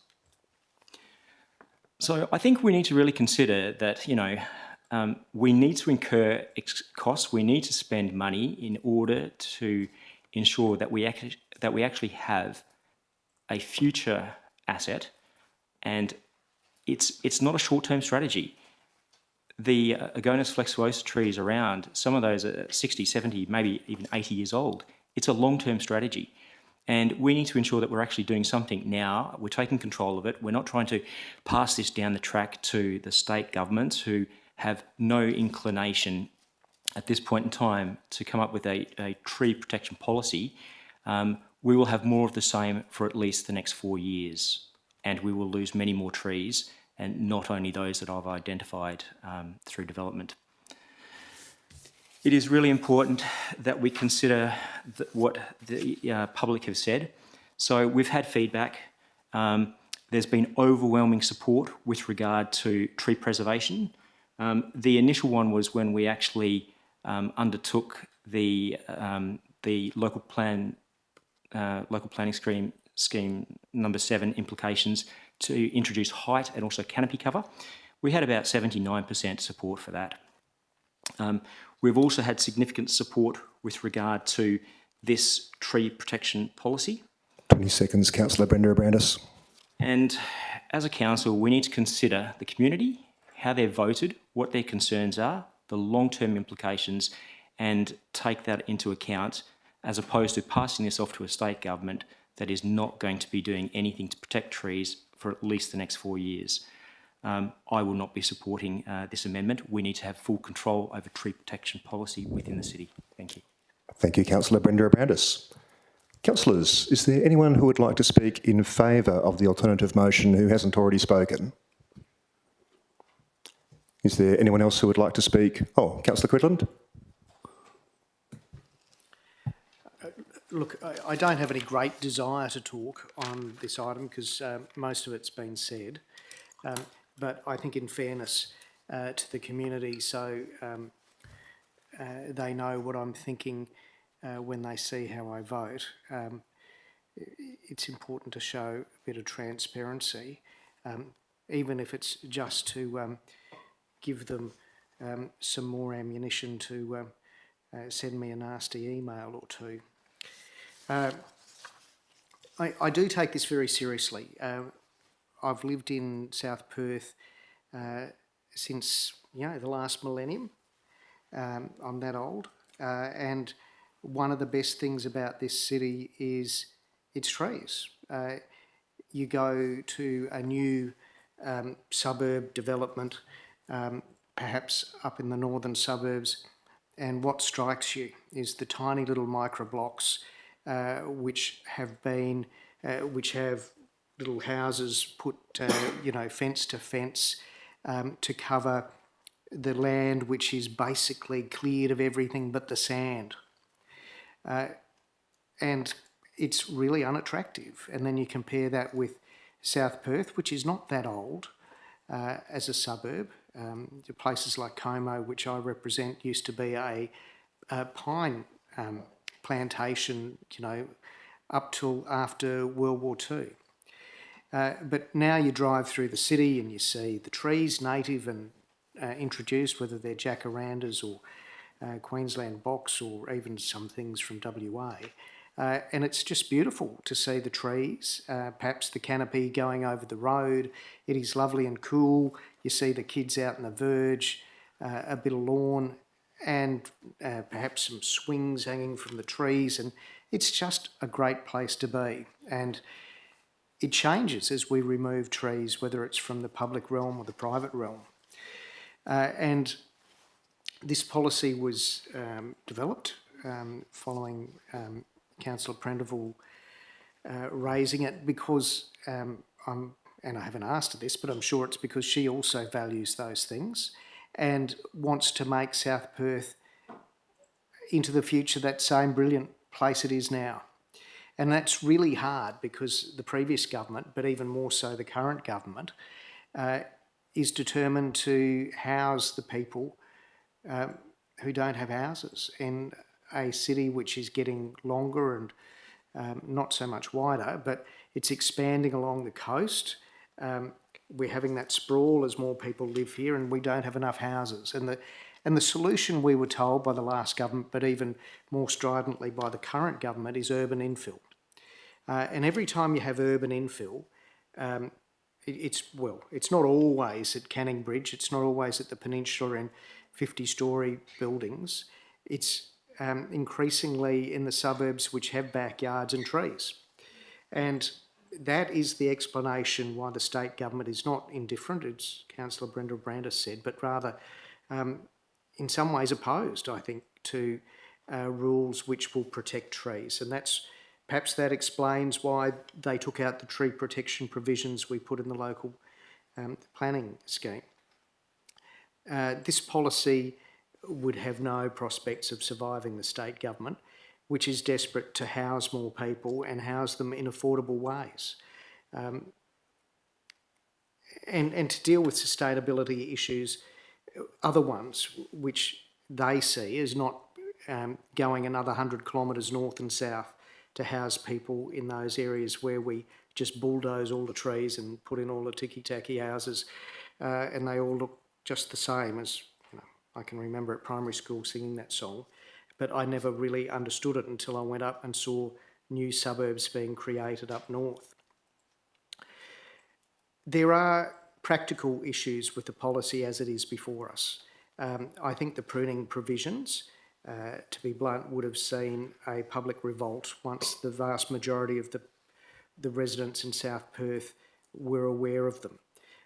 We did get a number of submissions, and I think Councillor Coveney picks up the fact that, yes, a lot of them aren't from the city, and it's great that people all around the city are interested in trees in our city, but we need to focus on what the people here would put up with.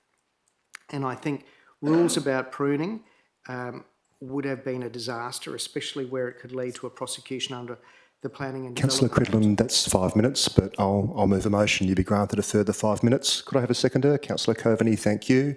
Councillors, please cast your votes on Councillor Cridlin being granted a further 5 minutes. That was unanimous. Please continue, Councillor Cridland. Thank you for the indulgence, and I'm not trying to bore you or convert you. This is just my thinking so that, you know, you can understand me.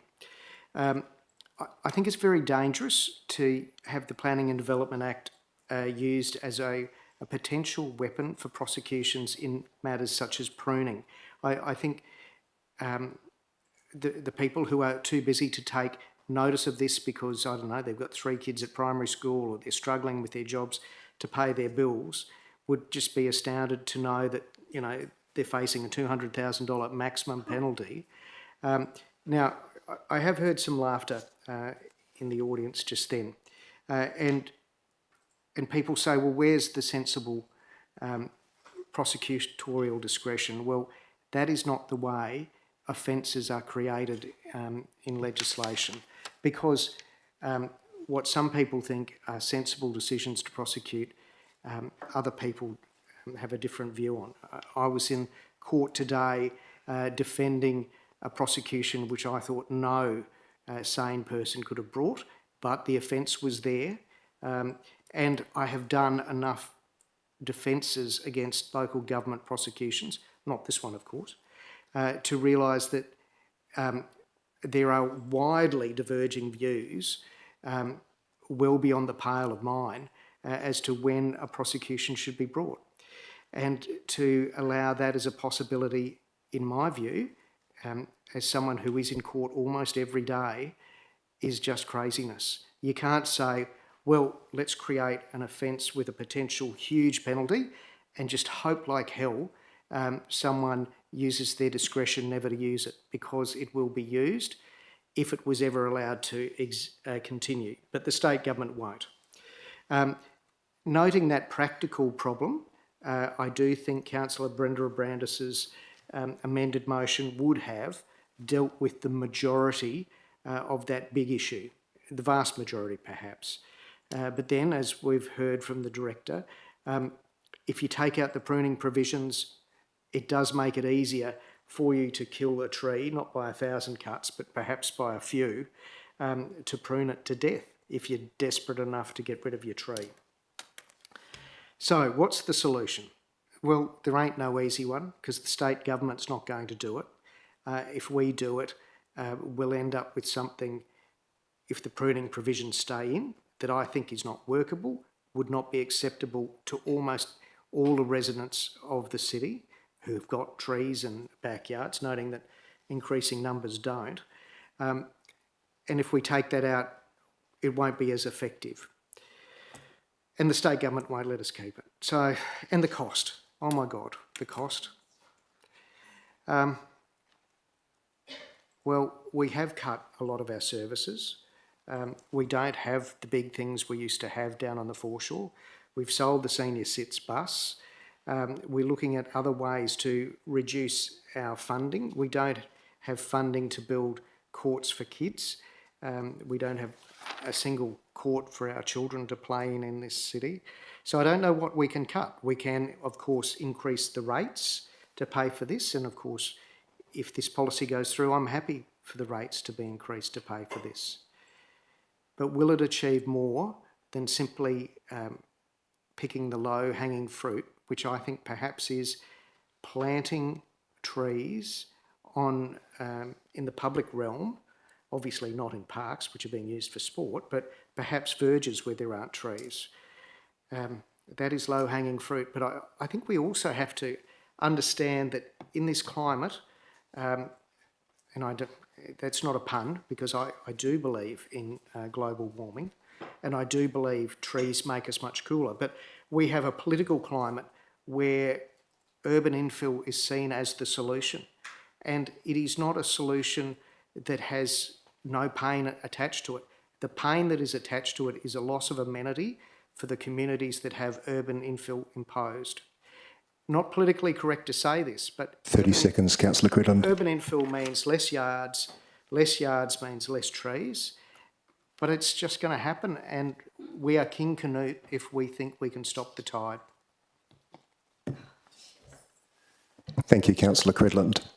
Councillors, is there anyone? Councillor Brenda Abrandis, you've spoken. I assume this is a question.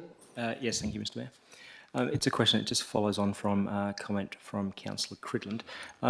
My understanding, in particular with regard to the planting for Carrawarra, Waterford and Signia Cove, was that the redistribution of trees onto the public realm is limited, given what's already been planted.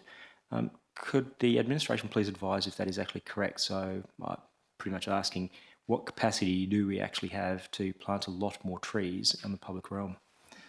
Ms Shaw, should I send that to you or to Ms Amprimo? Ms Amprimo?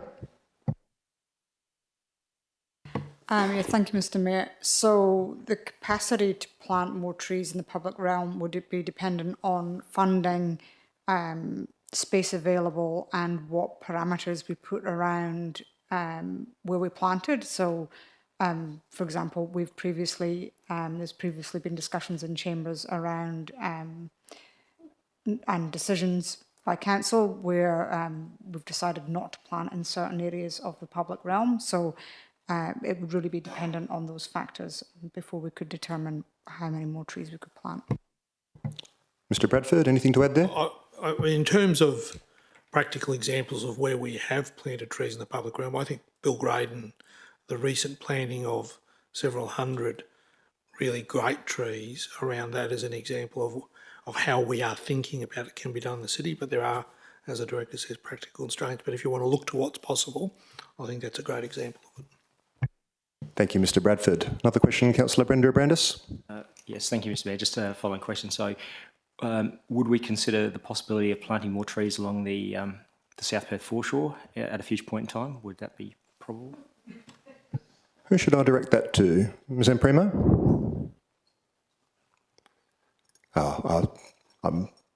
We'll let this one go for the time being.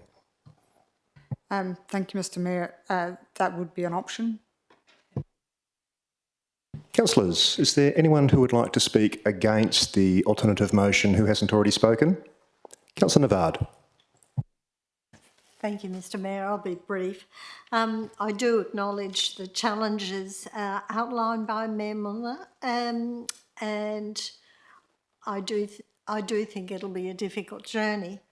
But I also think that in not doing anything, we're just kicking the can down the road again. And I know we've been guilty of that in the past.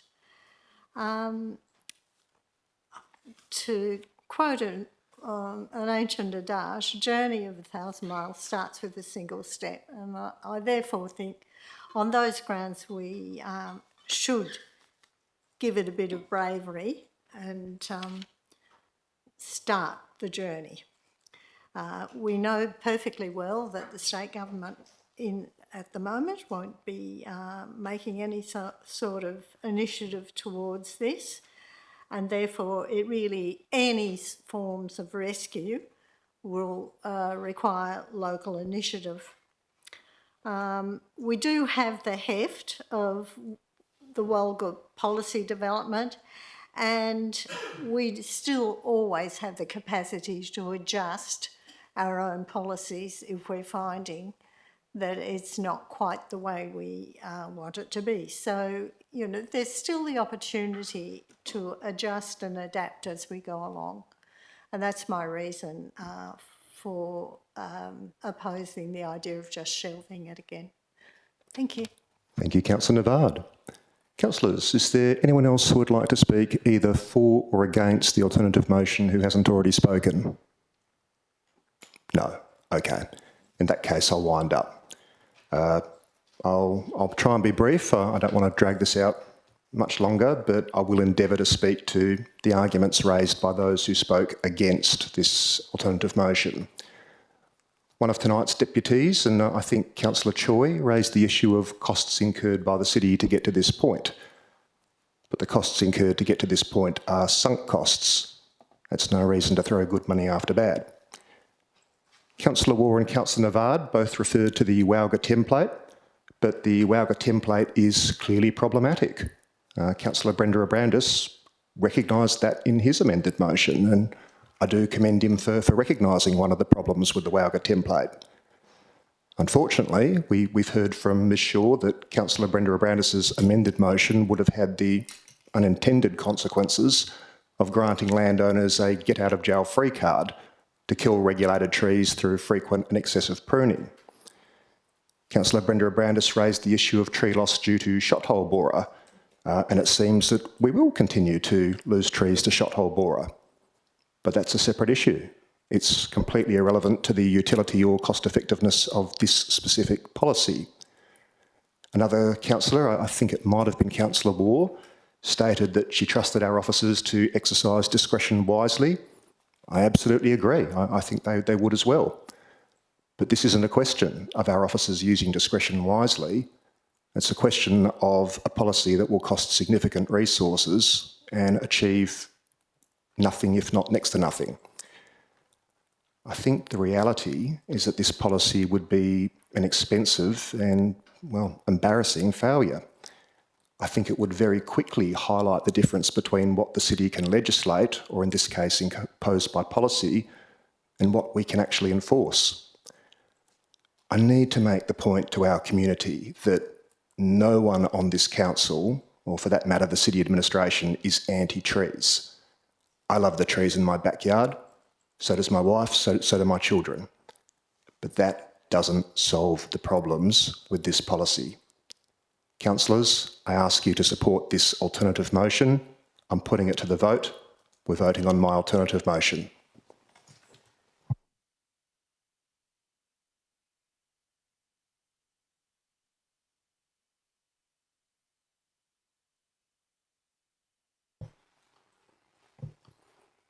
And I'm waiting on one more vote. Okay, so the votes are in. My alternative motion has been carried 5 votes to 4. For those who... and would the gallery please act respectfully, please? So the people who voted in favour of the alternative motion were myself, Mayor Milner, Councillor Coveney, Councillor Cridland, Councillor D'Souza and Councillor Prendeville. Those who voted against were Councillor Brenda Abrandis, Councillor Choi, Councillor Navard and Councillor Waugh. Okay, that concludes item 10. We now move... If the gallery could please remain respectful and, well, act like adults, that would be appreciated. So item 11 is applications for a leave of absence. Councillors, I've submitted a leave of absence application for the period of 12 September 2024 to 22 September 2024 inclusive. Does anyone else have a leave of absence application that they'd like to submit? Councillor Cridland, did I see your hand go up there? Yes, I'm just quickly looking at my diary. Thank you, Mr Mayor. I kind of thought it'd be at the end of the meeting, so I wasn't really prepared. From the 12th of September, please, until the 13th of October. All right. Anyone else? Councillor Waugh. Thank you. Yes, could I please submit a request for the 28th of January until the 10th of March? Thank you. 10th of March. Anyone else? No. Okay. So I'm about to call for someone to move that a leave of absence applications received from myself, Mayor Greg Milner, for the period of 12 September 2024 to 22 September 2024 inclusive, from Councillor Glenn Cridland for the period of 12 September 2024 to 13 October 2024 inclusive, and from Councillor Bronwyn Waugh for the period of 28 January 2025 to 10 March 2025 inclusive, be granted. Could I have a mover? Councillor De Souza, seconded by Councillor Coveney. Does anyone oppose this, councillors? No. Okay, then I'll say that's been carried unanimously then. We now move to item 12, which is motions of which previous notice has been given. The first is item 12.1, which is a notice of motion from me, Mayor Greg Milner, entitled Indoor Sporting Facilities in the City of South Perth. I will read this and then I'll see about a seconder. And well, let's get the show on the road. So my motion is that Council, paragraph 1, recognises the chronic shortfall of indoor sporting facilities within the district and welcomes the support of the state government and federal government to meet this urgent community need. Paragraph 2, requests the Chief Executive Officer to write to the Minister for Local Government and Youth, the Honourable Hannah Beasley, and to the State Member for South Perth, Mr Jeff Baker MLA, as well as to the Honourable Annika Wells MP, the Minister for Aged Care and Ministers for Sport, and to Zanita Mascarenas MP, Member for Swan, as well as to the Shadow Minister for Sport in the State Government, the Honourable Peter Rundle MLA, and the Shadow Minister for Sport in the Federal Government, the Honourable Senator Anne Rushton to A, provide the State Government with information relating to the shortfall of indoor sporting facilities within the district, and B, signal council support for a 12-court indoor sporting and mixed-use community facility that will benefit the community of the City of South Perth. Could I have a seconder, please? Councillor Choi has been seconded. Okay. All right, I'll speak. Where are my notes?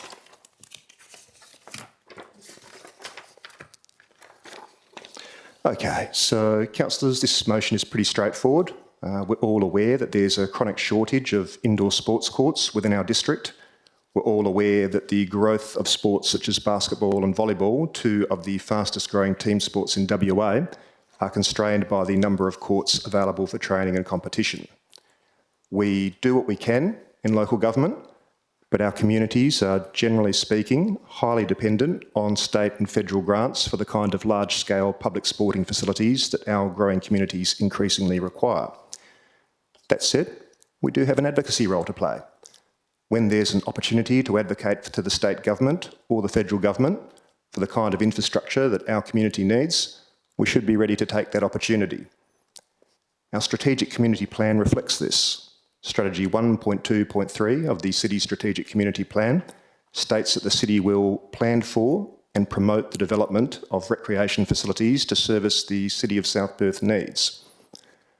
And at the end of the day, that's what this motion is all about, councillors, promoting the development of recreation facilities to service our community's needs. There's a strong push from the Perth Basketball Association and Perth Reds Volleyball to deliver a 12-court indoor sporting and mixed-use community facility. The campaign is supported by the Honourable Hannah Beasley MLA and the Member for South Perth, Mr Jeff Baker MLA. There's an e-petition going to the Legislative Assembly seeking funding and land from the state government to build a new 12-court indoor sporting and mixed-use community facility that's due to be presented in mid-August. And when I last checked, that e-petition was just shy of 6,400 signatures. With the state election scheduled for 8 March 2025 and a federal election that can't be too far away, this is a prime opportunity for our council to advocate for this urgent community need on behalf of our residents. And if this motion helps deliver more indoor sports courts that will benefit our community, that will be a tremendous outcome. Councillors, I ask you to support this motion. Councillor Choi, you're the seconder. You can speak if you would like to. Yeah, thank you, Mr Mayor. Just briefly, Look, last week I thought this motion may be unnecessary, and so I did ask questions in that regard. And following the city's responses, I've now determined that this motion is actually harmless and indeed may actually have some merit in sending a message to the community, including with our neighbours, that we are very supportive of new recreational facilities in the district or close to the district that will benefit all of our constituents. So this motion is straightforward. And albeit I acknowledge that you've amended the motion to include other government officials to the list. I can't see any issues with that. But I do acknowledge that Minister Beasley and Mr Baker MLA are the two main government representatives that are sponsoring and or supporting that e-petition that you've just mentioned for the indoor sports courts and to give the Redbacks a home and also other clubs and to achieve their court endeavours. And so with all of this in mind, I think that is sufficient for our needs. It doesn't bind the city, so I think that's really important. It's great that we can support neighbouring local governments, community and state government to provide much needed recreational spaces for our community. So yeah, I do think this has some merit and yeah, I encourage councillors to support it. Thank you. Thank you, Councillor Choi. Is there anyone who would like to speak against the notice of motion? Is there anyone who would like to speak in favour who hasn't spoken? Councillor Waugh. Thank you, Mr Mayor. I applaud you for bringing this motion and I'd just like to say that a project of this type does require commitment from federal, state and local government. I do want to see that we again make an earnest commitment to receiving funding from both state and federal governments.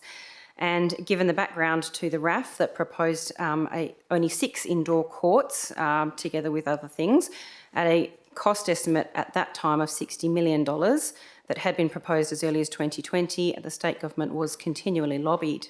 At that time, the federal government committed $20 million and over the years, the state failed to pledge anything, despite being lobbied for an extended period of time. I readily agree that there is a chronic shortfall of indoor sports courts and, for that matter, also outdoor sporting facilities, and this has been the subject of lobbying to the state government for years. The City of South Perth adopted its own community recreation facilities plan in 2019, in which it recognised that the minimum requirement for basketball and netball courts is 6 to 8 courts indoor and most viable as part of a multi-purpose facility. And since 2003, the City has conducted 6 studies and delivered 9 polls and surveys incorporating sport and recreation needs. Collectively, more than 1,000 have responded. It is clear from page 30 of that plan that this intends to also refer to volleyball, badminton, table tennis and other relevant sports. Sporting clubs are one of the backbones of our city. We need to not just write to the state government to signal our support, but asking the federal government to reinstate its commitment of $20 million to address the chronic shortfall of sporting facilities across South Perth, starting with an indoor sporting facility to meet this community needs. So I do urge everybody to support this motion. Thank you. Thank you, Councillor Waugh. Is there anyone else who would like to speak? Councillor Coveney. Very briefly, thank you, Mr Mayor. We heard from the CEO of the Perth Redbacks last week, who told us they're using 35 venues each week and that more than a third of their residents are from the City of South Perth. The fact they're having to use 35 venues each week is totally unacceptable. We also heard from the presidents of the Perth Redbacks volleyball last week who said they were born and bred in the City of South Perth and have over 1,000 members in less than 5 years. And again, they're also a satellite operation and that is totally unacceptable. This motion is really an opportunity for us to show to the state and federal government that we are united as a council. We are ready for investment in our area. We are ready for the state and federal government to invest in our community, that we are a council of Yimbies, not a council of NIMBYs. Thank you, Councillor Coveney. Is there anyone else who would like to speak? Councillor Prendeville. Thank you, Mr Mayor. I'll be quick as well. I think this is really exciting. A journey that is not uncommon for sport in our area is that one of finding a home. And as we heard from deputations last week, there are people who are on wait lists simply just to play a sport that they love in their area because of a lack of facilities. So sport, belonging to a club, these are essential parts of everyday life and lifestyle, addressing physical, health benefits, mental health benefits, and becoming an outlet for marginalised, disaffected people, particularly youths. I think these all things that are can benefit amazingly from a centre as this. We also heard about the potential of bringing national and international competition to the area, which is really exciting. The positive effects that this will have on our city, local businesses and our community. We're not being asked for much, just simply support, and that at the very least is what we should be giving. So thank you. Thank you, Councillor Prendeville. Is there anyone else who would like to speak either for or against the notice of motion who hasn't already spoken? No. Okay. Not much for me to say because no one opposed it. So I'll simply put item 12.1 to the vote. Councillors, please cast your votes. And that was unanimous. Thank you, councillors. So we now move on to item 12.2, which is a notice of motion from Councillor Nick Coveney entitled Public Art at the South Perth Foreshore. Councillor Coveney, would you like to move your motion by reading the motion itself, and then I'll see about a seconder? And if we get a seconder, you'll be given the opportunity to state your reasons. Thank you, Mr Mayor. My motion reads as follows, that Council requests the CEO to prepare a report to Council by no later than the 10 December 2024 Ordinary Council meeting with respect to the installation of temporary and permanent artwork and or signage to attract tourists to the South Perth Foreshore and surrounding precincts, noting the opportunities as set out in these reasons. Thank you, Councillor Coveney. Would anyone like to second Councillor Coveney's notice of motion? I think Councillor D'Souza was first. Councillor Coveney, the floor is yours. Thank you, Mr Mayor. The best views of the CBD skyline are from the South Perth Foreshore, but the foreshore is not included in the top attractions in Perth on TripAdvisor or on the official Australian tourism website. We want to attract more people to the foreshore and nearby precincts, and we can achieve that through engaging public art. The Public Art Master Plan states that the City recognises the role that public art can play to assist in achieving its vision through place activation, creating community pride, strengthening connections between people and providing landmarks that make places and help people find their way. The opportunities and initiatives in South Perth specifically are set out in the Arts Master Plan to investigate options and opportunities to provide infrastructure along the foreshore to support dynamic art and to establish and develop a regular public art festival in partnership with others for the foreshore to enhance the dynamism and seasonal offerings of South Perth as a cultural destination with a developing local, national and international profile. There has been rapid economic development at Elizabeth Quay, including tourism. There's a ferry that runs from the quay to the Menn Street Jetty. It's currently the only ferry route along the Swan River. The Menn Street Jetty's at Mindarup, which is at the bottom of the Menn Street precinct, and the foreshore where there's breathtaking views which have just been recognised as one of the best globally. Local residents tell us they want activation of our foreshore and precincts, and herein lies a raft of opportunities through art. There are plenty of examples of successful artworks which have become international attractions and are of cultural significance to their location of residence. For example, the Hollywood sign, Chicago Cloud Gate, I'm Amsterdam, and the Table Mountain photo frame, to name a few. Done properly, artwork within the Perth CBD, with the Perth CBD skyline in the background could be as synonymous with WA as taking a quokka selfie, Kings Park, Freo or Cottesloe Beach. The other opportunity is putting out to tender an art pop-up along the foreshore, akin to Sculptures by the Sea at Cottesloe and Sculptures by the River in Brisbane. The Cottesloe event drew about 220,000 visitors across 18 days. This would increase foot traffic to the nearby Menn Street and Angelo Street precincts. It may also incentivise the state government to consider reactivating the Coode Street Ferry terminal, which previously operated either on a full-time or temporary basis during the pop-up to go between Menn Street Jetty, Coode Street Jetty and Elizabeth Quay. Art is, of course, not limited to the physical form. Examples of renowned international art which uses a combination of water, sound and light includes the Spectral Light and Water Show at Marina Bay Sands in Singapore, the Dubai Fountain Light and Water Show and the Bellagio Fountains Water Show in Las Vegas. Those shows are free and run at regular intervals in the evenings, drawing significant crowds year-round to the area and surrounding precincts. Lastly, another opportunity for South Perth is to explore something similar with the relevant stakeholders, and so long as it doesn't impede a ferry network. Clearly, this sort of opportunity would require financial support from external stakeholders like the state government, so the city's role, at least in this last idea, would be limited to advocacy. In conclusion, art which is culturally relevant, Instagrammable, has a backdrop of the Perth CBD skyline and doesn't impede views or noise for apartments and residents nearby, really presents an opportunity to build community pride, activate the foreshore and surrounding precincts and improve amenity for residents and supports the local economy. Noting the ideas discussed herein will invariably promote tourism within and to WA, there are grounds for state funding, and the City of South Perth has a public artwork reserve of $400,000 for such purpose. Alternatively, we can consider something during budget discussions next year. We heard last week that there is no negative operational impact on this motion, given it is external sources who are doing the significant legwork. Any suggestion that cost would be an impediment at this impasse would be akin to not ordering at a restaurant on the basis of cost without having even looked at the prices on the menu. Thank you. Thank you, Councillor Coveney. Councillor D'Souza, you're the seconder. Would you like to speak? Yes, thank you, Mr Mayor. I'll keep it brief.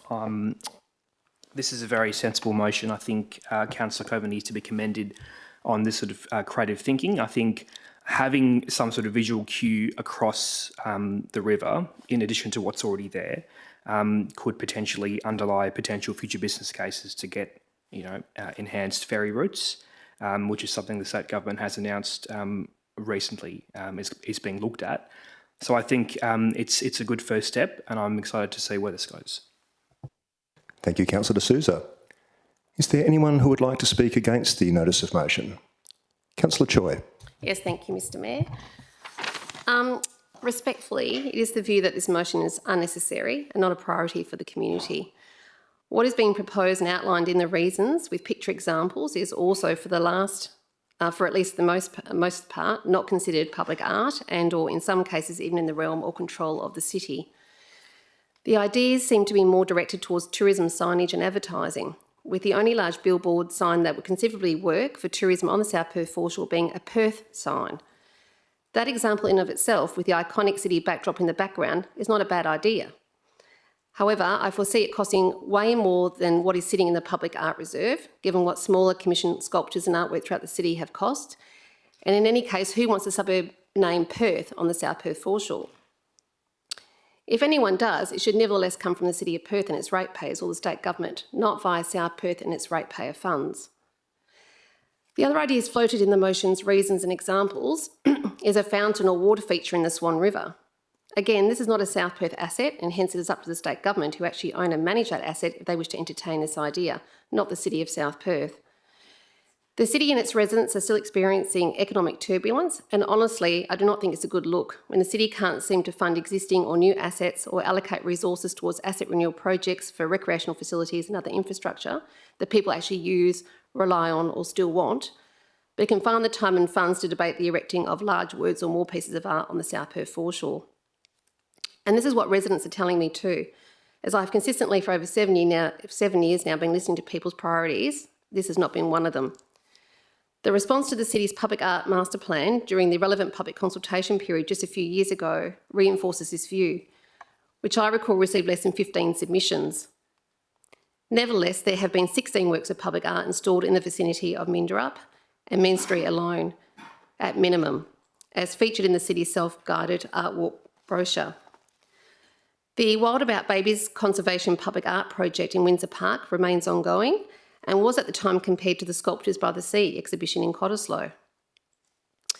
I've not had the time or inclination to add up the cost of all the existing artworks, but I know it would be in the hundreds of thousands, if not millions.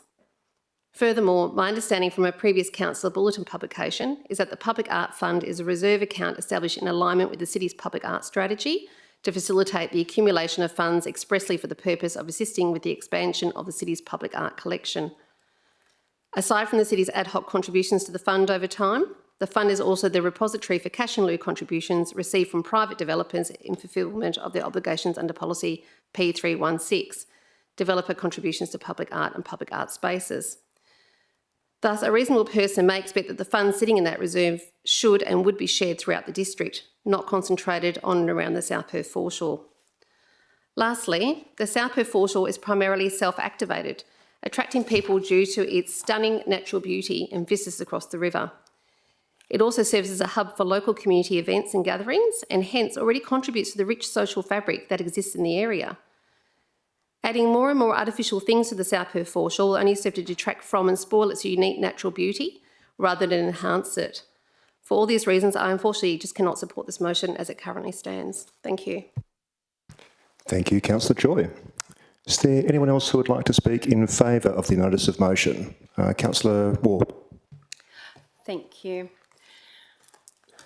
So our foreshore is arguably one of the finest views in Western Australia, and as Councillor Choi correctly put it, it is a place where locals gather and it is stunning natural beauty. But this space, as Councillor Coveney had said, is capable of so much more. We are the city of active places and beautiful spaces. So let's live up to our motto and let's make the most of what we have on our doorstep. I think now more than ever, when we're in the middle of a cost of living crisis, we need local places that are inexpensive and accessible and are open to everyone. In my view, adding temporary or permanent artwork can add a little bit of joy to our residents, and it can benefit our local businesses by drawing people to our activity centres that will benefit them. So I fully support this motion. Thank you. Thank you, Councillor Waugh. Is there anyone else who would like to speak against the notice of motion? Question, Councillor Prendergast? Yes, thank you, Mr Mayor. I've got a couple of questions with regard to this item. So, as Councillor Choi has identified, that the best view is from South Perth, looking northwest facing to the city skyline, and the examples provided with this motion included names of other cities. So, if we were to have a Perth signage facing the city for photo opportunities and for visitors, would the administration consider recovering these costs from the City of Perth, or is that a conversation that would need to be had first? Mr Bradford, should I send that one to you? Or Ms Shaw? I have told the Mayor and CEO of the City of Perth that I'd love to be able to charge them a licence fee for the view, the best view of Perth, which is from the South Perth foreshore. But in this case, I don't think we've considered that. Another question, Councillor Brenda Brandis. Yes, thank you, Mr Mayor. With regard to the suggestion and proposal of a water fountain, I'm assuming it would be in the Swan River, and can the administration please advise whether we'd be able to do something like that? Like, is that within our remit? I understood that, you know, where our limitation is to the boundary, to the shoreline, and also what other issues would there be with regard to, you know, habitat, wildlife, fishing and other recreating? Thank you. Ms Shaw? Thank you, Mr Mayor. Depending on the location of the proposed artwork, if it's within the Swan Development Control area, we may need approvals from various state government departments. In terms of the artwork itself, the city would more be considering whether or not the artwork met the definition of public artwork that's contained within council's adopted policies. So what we're really looking for there is artistic treatment of different features, pieces that are not mass produced. Instead, they're more like sculptures, freestanding works, projections, things that are undertaken by an actual artist as opposed to manufactured mass production type artworks. So we wouldn't be considering things like off-the-shelf reproductions, architectural building cladding, landscaping or hardscaped areas that didn't otherwise have an artistic element to it. So we would need to consider what the proposal actually is. We would then also run it through our public art advisory group to receive feedback from those members to see whether the proposal was appropriate. Thank you, Ms Shaw. Councillor Brenda Brandis. Thank you, Mr Mayor. Thank you, Director Shaw. So just to understand that response, if you consider the definition of artwork, a fountain with jet streams, water in the air, would that be artwork, or would that not be? Ms Shaw? You could consider fountains to be artwork because artwork can include functional equipment and can include elements that would otherwise be considered landscaping or street furniture, but only if it has an artistic treatment and only if it's not mass produced. Thank you, Ms Shaw. Another question? Oh, no. Oh, you are? Yes? Yeah, thank you, Mr Mayor. Thank you again, Director Shaw. Just with regard to, I believe we've got just under $400,000 in the reserve for that particular locality. It wouldn't buy us very much. So with regard to the other assets that we've actually got there, the other art assets, so we've got the RAC artwork, and previously we had the RAC elephant, which was the creation of vehicles that were damaged. Was there any indication as to what the value of those pieces of artwork were? Because I'm sure they were quite significant, and Ms Shaw. Thank you. We did review this last week, and I believe it was around $200,000. In terms of the public art reserve, just for a point of clarification, you're right. There is just under 400. It's 398,000. However, that's for the district. It's in the reserve. It's not specific to this precinct within the public art master plan that we have. In terms of the scale of art that you could actually get for that, it really depends on the size of the piece and the complexity, as well as the materiality. So you could have one large piece, or you could have potentially up to 10 small pieces for that amount. It really depends on the proposal itself. Councillors, is there anyone who hasn't already spoken on this item who would like to speak either for or against? I think Councillor Navard was there first. Thank you, Mr Mayor. I just wanted to clarify with Councillor Coveney that I was quite concerned about the detail in his application, but given that this is a request for a preparation of a report, whatever my details are, it doesn't really matter. So that's my clarification. Thank you. Thank you, Councillor Navard. Councillor Choi, I saw your hand go up. A question? Yes? Yes, just following on from Councillor Brenda Brandis's questions. Is landscape art considered public art? Ms Shaw. Thank you. So landscaping or hardscaping is not considered public art unless it has an artistic treatment and is being created by an artist. Thank you, Ms Shaw. Councillor Brenda Brandis, another question? Yeah, thank you, Mr Mayor. So it follows on from Councillor Choi's question. So if we were to do something with landscaping that would be artistic, for example, Japanese gardens where they actually do have an artistic flair, would that be something that might be possible in conjunction with probably, that foreshore that needs some substantial work? Ms Shaw or Mr Bradford? So this motion is about us preparing a report. I was about to make the same point. That would actually look at all of these sorts of things. I'm not sure that it's worth much effort speculating about what might or might not be possible. Thank you, Mr Bradford. Councillors, does anyone else wish to speak? Councillor Prendeville. Thank you. Sorry, I know it's late. I just wanted to share my support for this motion. I think it's open, it's not prescriptive, it's about the administration creating a report on what could happen. I think we are the City of South Perth, we're so central, and this is really exciting because it opens up a world of opportunities. We are active places and beautiful spaces, and I think the opportunity of bringing people together to appreciate beautiful things that are accessible and available to everyone, is definitely worth investigating. We've got our own connections to artists already and artistic symbols. For example, our local gem, May Gibbs, and there are lots of others. So, there are so many opportunities that I see would only be a benefit to our community, our people, and of course attracting other people to come into our city, which would also be beneficial for us. So I'm in full support. Thank you. Thank you, Councillor Prendeville. Councillors, is there anyone who wishes to speak either for or against who hasn't already spoken? Councillor Brenda Brandis speaking. Yes, thank you, Mr Mayor. I'm speaking against this item. Look, I think we do need to obviously focus on the artwork in the city. It is important. We have limited funds, and as we've just heard, these funds are actually for the district, not for the Mill Point ward, and not all for the South Perth foreshore.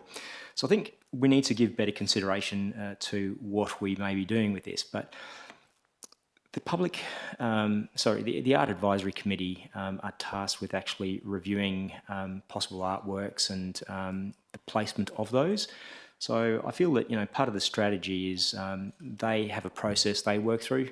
They provide advice and feedback, and then we take into consideration possible artwork and the spending of money. So I think that's more strategic as opposed to us individually requesting artwork within our wards, and in particular funds that are for the entire district. So for that reason, I won't be supporting this motion. I think it's got a place, and I think the Art Advisory Committee are best placed to actually provide that to us. Thank you. Thank you, Councillor Brenda Brandis. Is there anyone else who would like to speak either for or against who hasn't already spoken? Councillor Credland. I think this is really exciting. I think it's we used to do some fantastic things down on the foreshore, have some great big concerts and get 100,000 people along. It used to be wonderful. Everyone used to go, wow, South Perth. We don't do that anymore. I think it's just a fantastic way of reinvigorating that area and moving back from being Dullsville. Now, if it's got Perth there, yeah, we're not Perth. So I take the point of Councillor Choi. Why don't we stick a sneaky South Perth next to it? Because it's not the Perth Zoo, it's the South Perth Zoo. We all know that. And, if something good comes back in the report, let's take it. If we all think it's rubbish, let's reject it. And I think a fountain in the middle of the river would be silly. But because, it's only 2 foot deep in some parts out there, all it would be is churning mud. But maybe there would be some interesting things that would make it exciting down there. But maybe not. I think let's just give it a go and see. Thank you, Councillor Credland. Is there anyone else who would like to speak who hasn't already spoken? No, well, I'll throw in my 2 cents for what it's worth. I do think that maybe a couple of councillors were getting a tiny bit ahead of themselves in terms of this motion. I'm going to remind Council that all this notice of motion is calling for is a report to Council by the December ordinary Council meeting with respect to the installation of temporary and permanent artwork in one of, or perhaps the most, economically and socially important areas in the city of South Perth.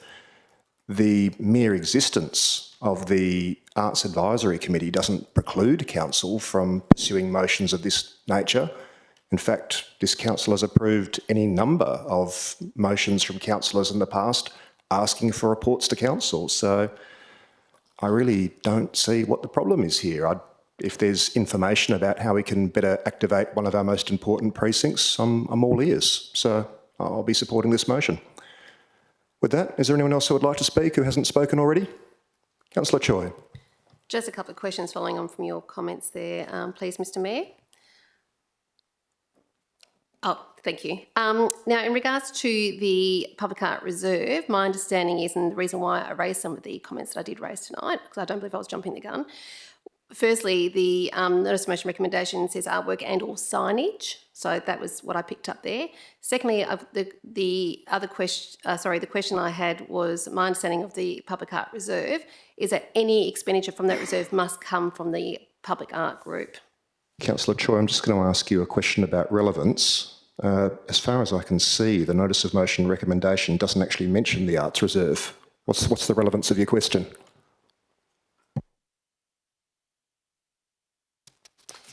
This was discussed at last week's agenda briefing. I believe it did come up. That doesn't matter, Councillor Choi. The notice of motion is the notice of motion. What's the relevance of your question? I'm sorry, Mr Mayor, but I can't find that right now, but I'm pretty sure it was there last week, so I'll have to look at that and bring that back. But in any case, if it's going to the Public it's not there now. Committee reference group, then I would assume that some of the money, as a city, looking at spending that money itself out of its municipal funds and not through the reserve, because I believe that there were some questions or comments last week, the agenda briefing on the reserve. And I asked a question about it as well, I believe. Do you have a question now, Councillor Choi? Because you have spoken already on this item. Yeah, I did ask a question, but I think you circumvented it, so that's okay. All right, very good. Is there anyone else who would like to speak who hasn't spoken already? Nope. Okay. Councillor Coveney, you have the opportunity to wind up for 5 minutes if you would like to. I will briefly. Thank you, Mr Mayor. There was a comment made that residents don't want this. Respectfully, I door-knocked my ward and I campaigned on activation of the foreshore precincts, and Respectfully, I think the election results spoke for themselves. There was comments made that the motion is not a priority. Respectfully, we've got an arts master plan that recommends very similar things to what I'm proposing. So again, I respectfully don't agree with those comments. There's criticism of costs, and yet we have no idea of costs. And there's criticism of using the art reserve. I mentioned it as being one avenue source. I also mentioned sponsorship. There was criticism of a Perth sign. If you read paragraph 16 of my reasons, I don't even mention a Perth sign. And in fact, so we have no idea what it's going to look like. So again, all of these arguments are legitimately just boxing at shadows. This is a first step asking for a report. It isn't even asking for a tender. It's saying, come to us, here's some ideas and tell us what you think and let's discuss it as council. So I'm frankly gobsmacked with some of these objections. Thank you, Councillor Coveney. Councillors, I'm now putting item 12.2 to the vote. Please cast your votes.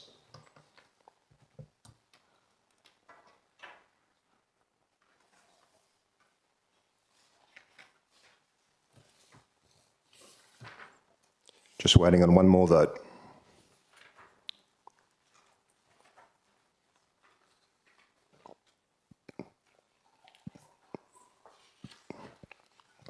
All right, folks, even if you think you've... there we go, very good. Okay, so the Councillor Coveney's notice of motion, 12.2, has been passed 7 votes to 2. For the benefit of those who are listening via YouTube, those in favour were... I'll get that information very shortly. I hope. Here we go. So those in favour were myself, Mayor Milner, Councillor Nick Coveney, Councillor Glenn Cridland, Councillor Blake D'Souza, Councillor Jennifer Navard, Councillor Hayley Prendeville and Councillor Bronwyn Waugh. Those against were Councillor Mary Choi and Councillor Andre Brender-Abrandis. We now move on to item 12.3, which is a notice of motion from Councillor Blake D'Souza entitled Community Consultation for Tree Planting and Tree Removals. We have had a foreshadowed notice of motion from Councillor Brender-Abrandis and also a foreshadowed notice of motion from Councillor Nick Coveney. I might throw to Mr Adams at this point because this can be a little bit convoluted how we go through this. I suppose before I do that, though, I'll first ask Councillor D'Souza whether he intends to move his original notice of motion. Thank you, Mr Mayor. Noting the 2 foreshadowed motions in front of us, I've considered them both carefully and I'm happy to support what Councillor Coveney has proposed. So I'm happy for it to go to the floor pending what you rule. Yep. All right, that simplifies matters. So maybe I'll just state my understanding, and if I've got it wrong, Mr Adams can correct me. But the next foreshadowed motion in time received was Councillor Brender-Abrandis's foreshadowed notice of motion. That appears at page 74 of the agenda.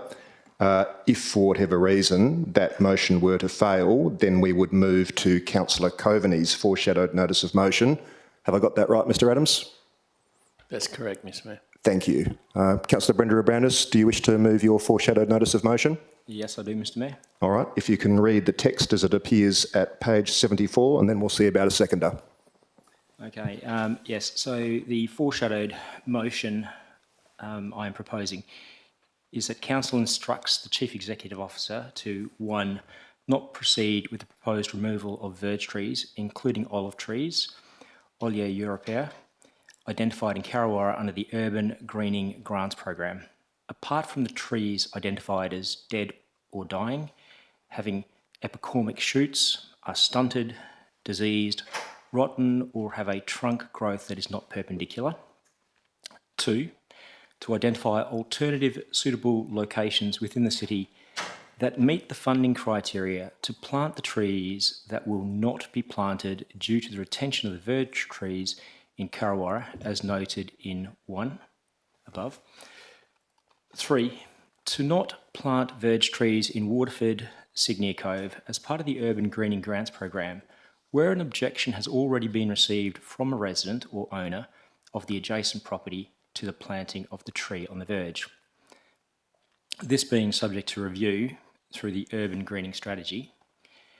And 4, to modify the pruning regime of the olive trees in Karrawara to provide a greater canopy to be established. Thank you, Councillor Brenda Abandis. Would anyone like to second Councillor Brenda Abandis's? Councillor Navard, thank you. Councillor Brenda Abandis, the floor is yours for your reasons. Great. Thank you, Councillor Navard. Thank you, Mr Mayor. So the reasons for the change are, over the past few weeks, I've had extensive consultation with the community. There's been overwhelming feedback and support that's been received from the residents of Wannell Way, Lowen Loop and Barang Circuit, and also the Greater Karrawara to retain the olive and other species of trees. The amenity identified for these mature trees is valued by the community. The trees are resilient and thrive following a severe summer and should be retained. The street management plan requires the removal of street trees to occur where trees are dead, diseased or hazardous. The trees identified for removal as part of the urban greening program are healthy, thriving specimens that provide a canopy that should be retained and continue to grow with increased canopy covers. Enhancing the tree canopy cover will assist in cooling streets and homes by providing shade, increasing biodiversity by creating habitat and nature corridors, and enhance natural places that benefit our social, psychological and recreational requirements. State government funding received for the Urban Greening Grants Program should be pursued to support planting trees in Karrawara and Waterford, as these have been identified with a low canopy cover. The project provides an opportunity to commence reducing the urban heat impact in localities identified that are most affected. The urban greening planting should be undertaken immediately to ensure plants have the greatest success in surviving. The importance of this motion identifies that we have overwhelming support for the retention of the olive trees and other species of trees that weren't marked for removal. A significant part of that process also needs to consider that there are certain trees that are actually not fit for retaining, and there are a variety of characteristics that need to be considered for the trees that need to be removed. The canopy cover is very low because the trees are regularly pruned. This is a significant cost to maintain the pruned shape and canopy cover, but it also does not allow the trees to actually get to a decent canopy cover to provide the cooling that is actually required and the shade. The significance of these trees are very important to the community and they need to be retained. The process for consultation has already been undertaken by the administration. There is no further need to undertake any further consultation in this process, in my view. Having worked closely with the administration, the concerns about adjacent owners being consulted with regard to whether a verge tree can go on their neighbour's property will make this a very cumbersome, unwieldy process. Last week, we heard that there were no further examples of local governments that actually had this extensive consultation process. And for this reason, further consultation to this extreme would set a precedent which would be unworkable and very difficult. Delays in executing this program and undertaking the tree planting immediately could forfeit the grant program and also miss the opportunity to plant trees within the opportunity corridor of winter planting. So it is quite critical that this is actually undertaken urgently. The other aspect that is really important is for the trees that are actually not planted, identifying in consultation with the grantor where these trees could actually be planted. Councillors, I feel that this motion provides everything that is required to move this program forward and also supports the administration to undertake it in an effective, efficient way and without any additional impost on the community. I ask you to consider this motion. Thank you. Thank you, Councillor Brenda Abrandis. Councillor Navard, you're the seconder. Would you like to speak? Yes, thank you, Mayor Milner.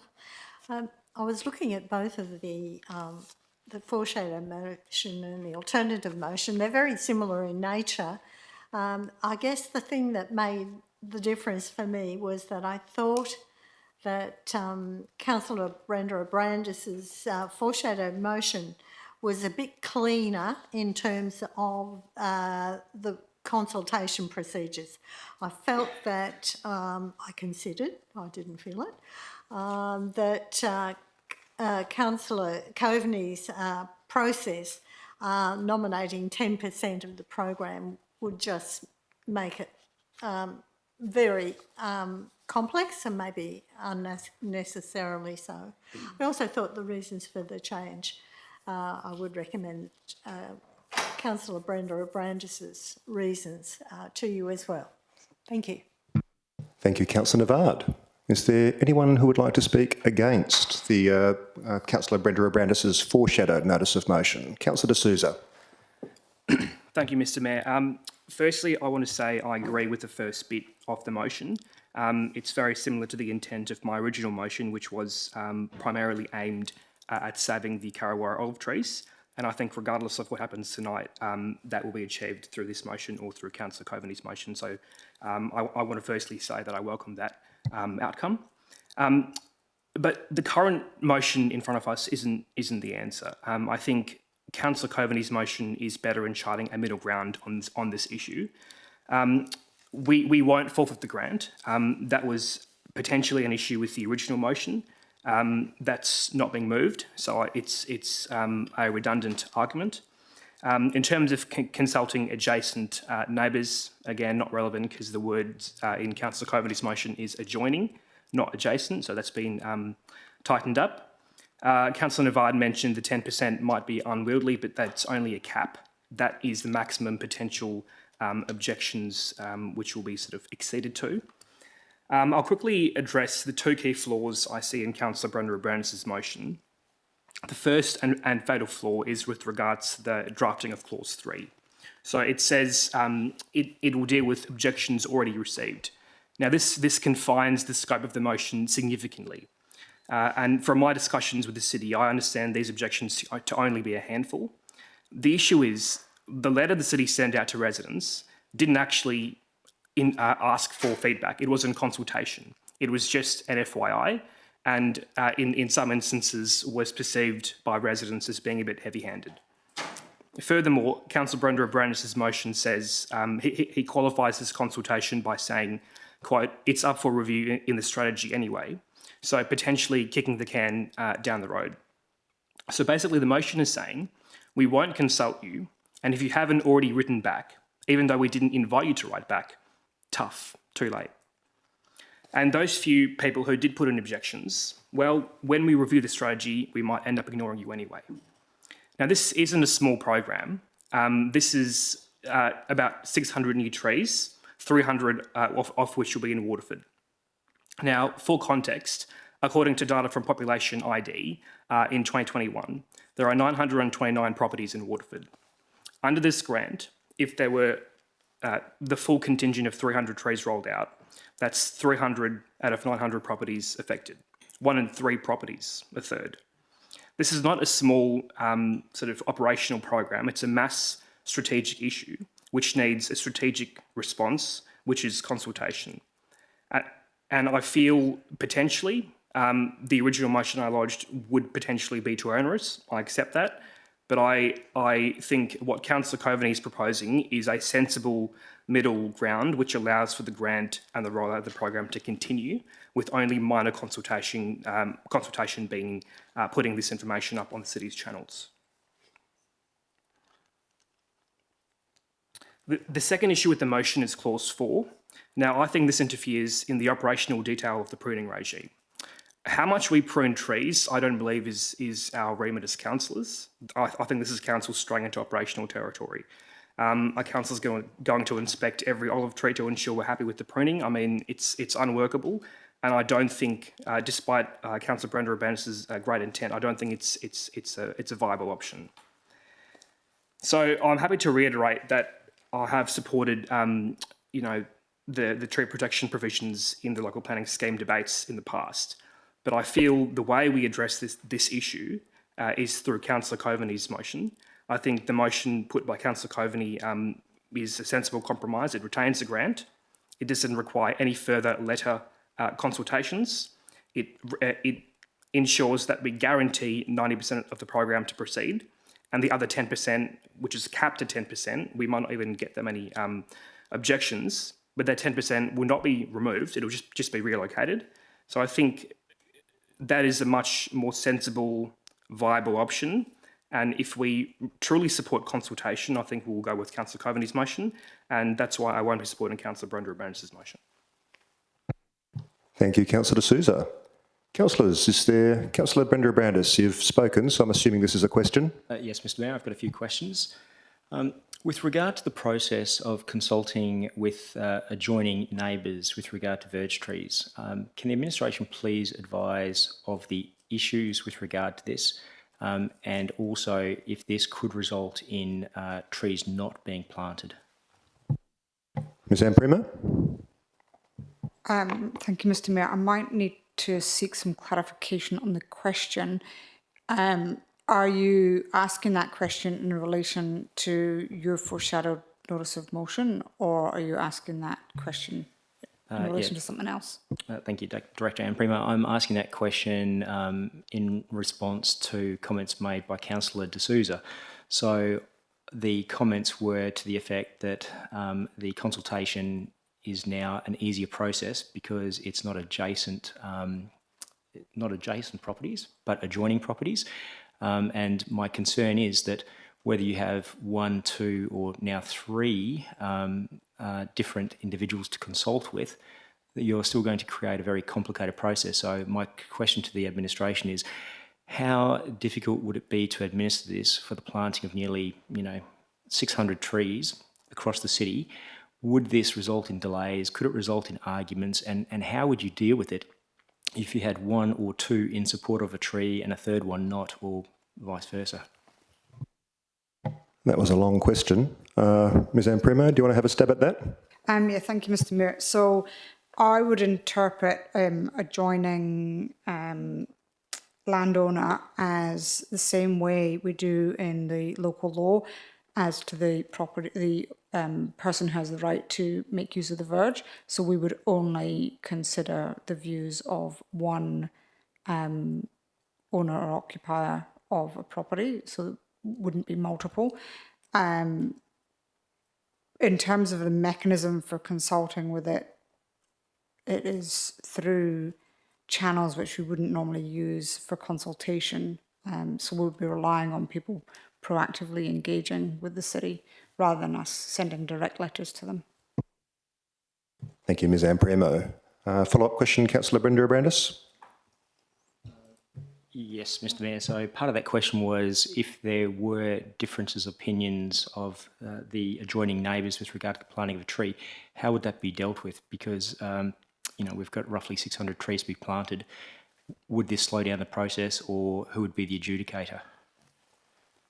Ms Amprima? Yeah, thank you, Mr Mayor. Actually, reading the foreshadowed notice of motion, it says the property owner, so that would mean it would only be the property owner singular, unless it was a corner block where there was multiple properties, but mostly there would only be one property owner we would have to consider the view of. Councillor Brenda Brandis. Thank you, Mr Mayor. Thank you, Director Amprimo. So would the additional consultation required result in delays in this program? Ms Amprima? Thank you, Mr Mayor. The wording of the notice of motion isn't time-bound, so my interpretation of it is that should council proceed in that direction, we would continue with the programme, and where we received an objection, we would then have to remove a tree that was planted and relocate it somewhere else. That's how I read the wording. Thank you, Ms Amprimo. Any further questions? Yes, Councillor Brenda Brandis? Yes, thank you, Mr Mayor. With regard to the tree pruning, so my conversations with the administration were that, of course, we're trying to achieve a greater canopy cover, so to address the heat island effect in the area. And part of that process would be to therefore modify the pruning regime.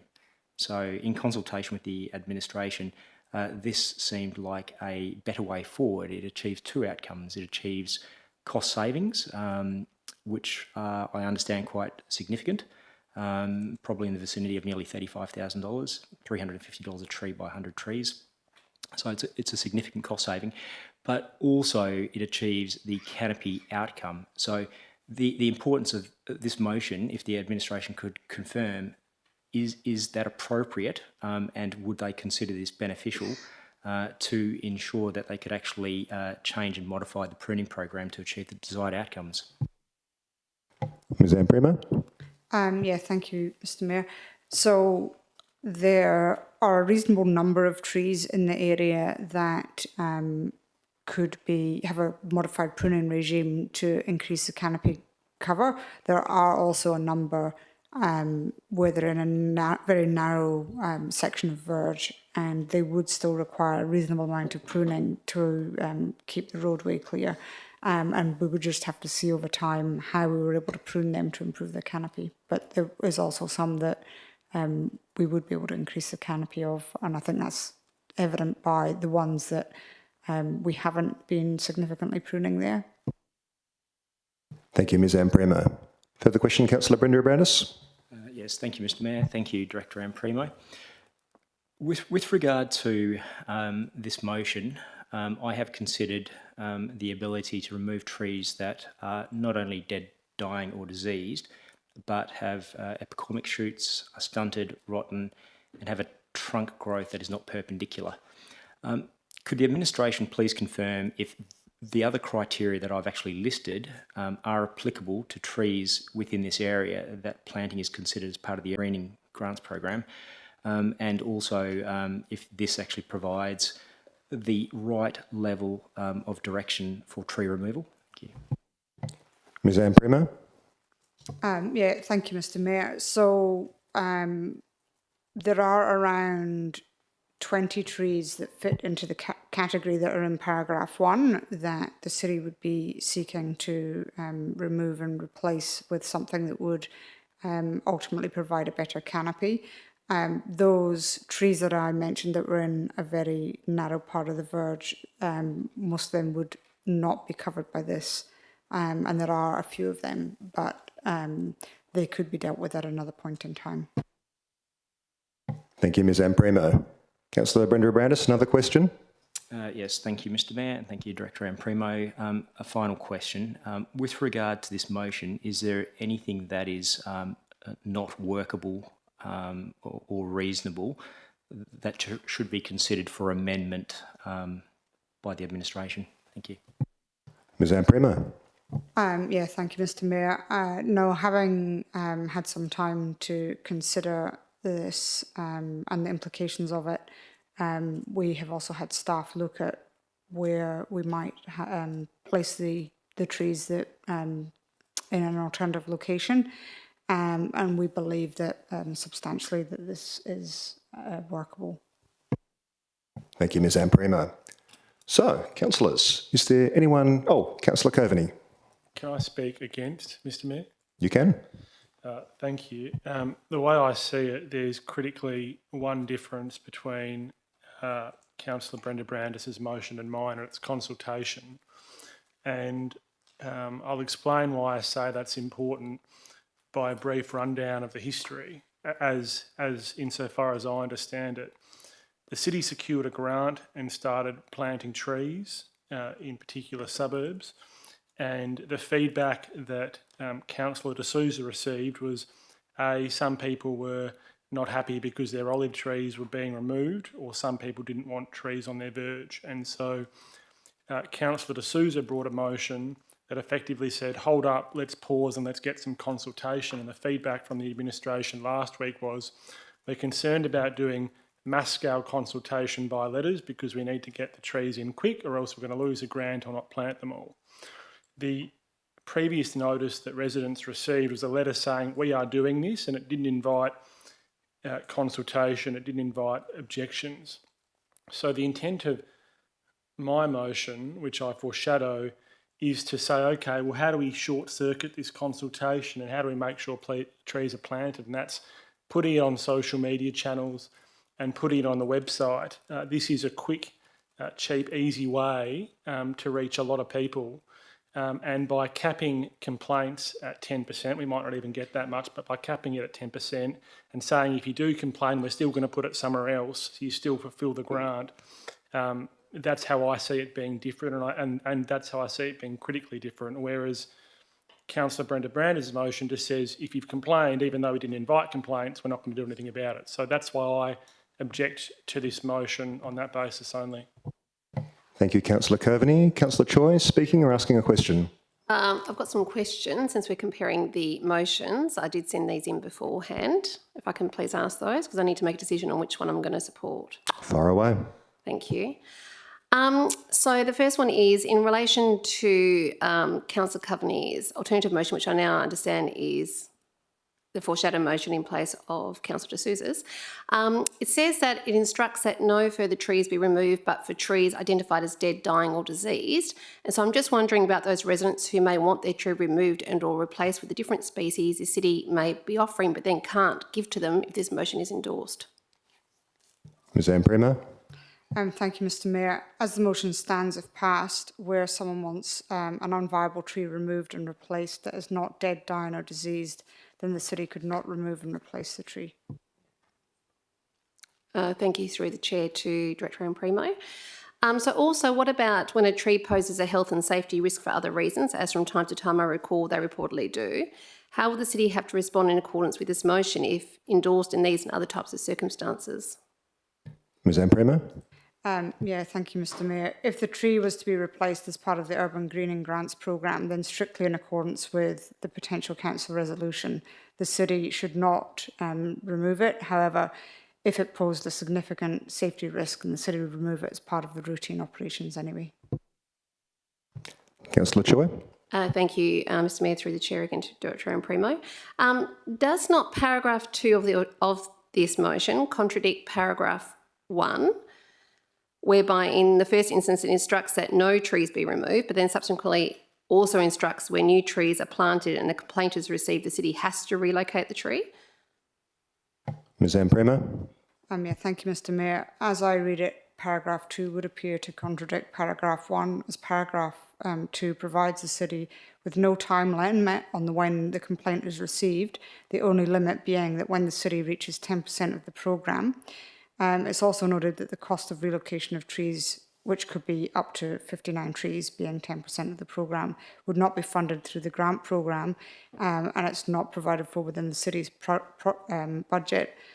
And given that there is no specific time frame for a complaint to be received, it could also compromise the health and viability of that tree relocation, and such action might also be in breach of the grant funding agreement. Councillor Choi. Thank you, Director Ampremo. What constitutes a new tree planting, please? Ms Amprema.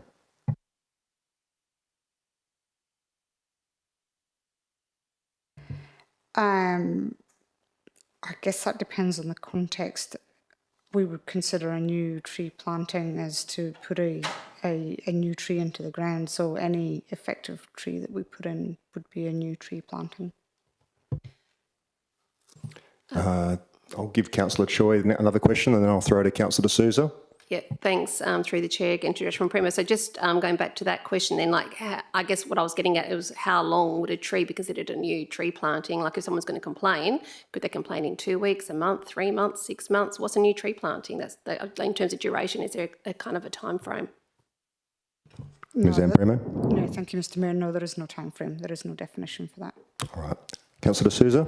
Thank you, Mr Mayor. Just a point of clarification. The way I understand Councillor Coveney's motion is new tree plantings are confined to the Urban Greening Grant. That's the text of the motion. Is that correct? Ms Amprema. I think the question, thank you, Mr Mayor, I think the question relates to the new tree planting relative to the complaint. So yes, the new tree planting, I read it as interpreting the trees under the Urban Greening Grant programme, but there's no connection then as to how long someone has to make a complaint about when that tree is planted. So if that tree is planted as part of the programme, it is subject to potentially being requested to be removed. But is that in 1 week's time after it's been planted? Is it in 1 month's time? Is it a year's time? There's no direction within the notice of motion as to how long someone has to make that complaint. So any tree potentially under the Urban Greening Grants programme, we could have to remove at any point. Councillor Brenda Abrandis, question? Yes, thank you, Mr Mayor. Just with regard to the consultation that's already been undertaken, can you just give us an indication of how many weeks that's been so far? Ms Amprema? Yeah, thank you, Mr Mayor. So the letters were put into the mail on the 22nd of June. I believe they're processed by Australia Post on the 23rd, and we know some of them were delivered from the 24th onwards because we did receive feedback on those letters starting on the 24th of June. Thank you, Ms Amprema. Councillor Choi, and then I might say a few words because this is going far longer than I ever anticipated. Councillor Choi. Thank you, Mr Mayor. I've got 2 more questions before I decide on whether I'm going to support this. I'll let you ask one before I speak, Councillor Choi. Okay, so the alternative motion specifies tree plantings on the Urban Green Grant, and it relates to, as it must do, to Councillor De Souza's originating motion, which is swapped out now anyway, so it doesn't make any difference. Which grant program applies to the Manning ward, namely the 3 locations specified, Carrawarra, Sydney Cove and Waterford? And so if endorsed by council, would the instructions as set out in the motion only apply to these Manning ward locations, or would it be applicable to all future tree plantings and removals throughout the City of South Perth District? Ms Amprema? Yeah, thank you, Mr Mayor. The notice of motion as it's written refers to any plantings under the Urban Greening Grants programme. All right, I'm going to say a few words because I think we might be getting a tiny bit off track here. I would have been fine with either of Councillor Brenda Brandis's or Councillor Coveney's motion. It's clear that council has an appetite to plant more trees on public land, and council verges are a pretty obvious place to do that. I don't want the city to lose the Urban Greening Grant. I don't think anyone here does, but I don't think either of the 2 motions potentially before us risks that. Like Councillor Navard, and until some of the questions were asked in this chamber, I didn't initially see much difference between the broad intent of the 2 motions. I was originally leaning towards Councillor Coveney's motion, but that's only because I know that we have families with adult children that use the council verge to park cars when maybe they've got 4, maybe they've got 4, 5 cars in the family. And personally, I'd rather see an unwanted tree relocated rather than broken or removed in the dead of night. I don't think we're going to get many requests, assuming we go down Councillor Coveney's path. I don't think we're going to get many requests for relocations from our residents. It does happen, but I think I can count the number of times it's happened where someone's approached me during my 7 years on council on the fingers of one hand and had 3 of those fingers change. There's obviously some problems with Councillor Coveney's motion, and I'm not a big fan of policy on the fly, so I am going to go with Councillor Brenda Abrandis's motion, so at least we can put this issue to bed and move on. But I would like to think that if a request was made to the city administration that, hey, you know, my kids have got nowhere to park anymore, can you help me out? That would not be considered unreasonably under the circumstances. That's where I'm at. Those are the reasons why.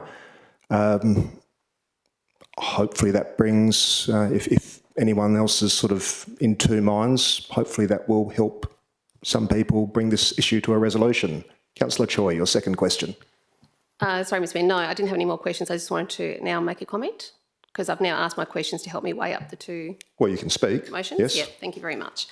So firstly, I acknowledge Councillor Councillor De Souza's time and efforts in the initial drafting and tabling of this motion on behalf of his constituents, some of whom have obviously raised concerns with the city's rollout of the Urban Greening Grants program.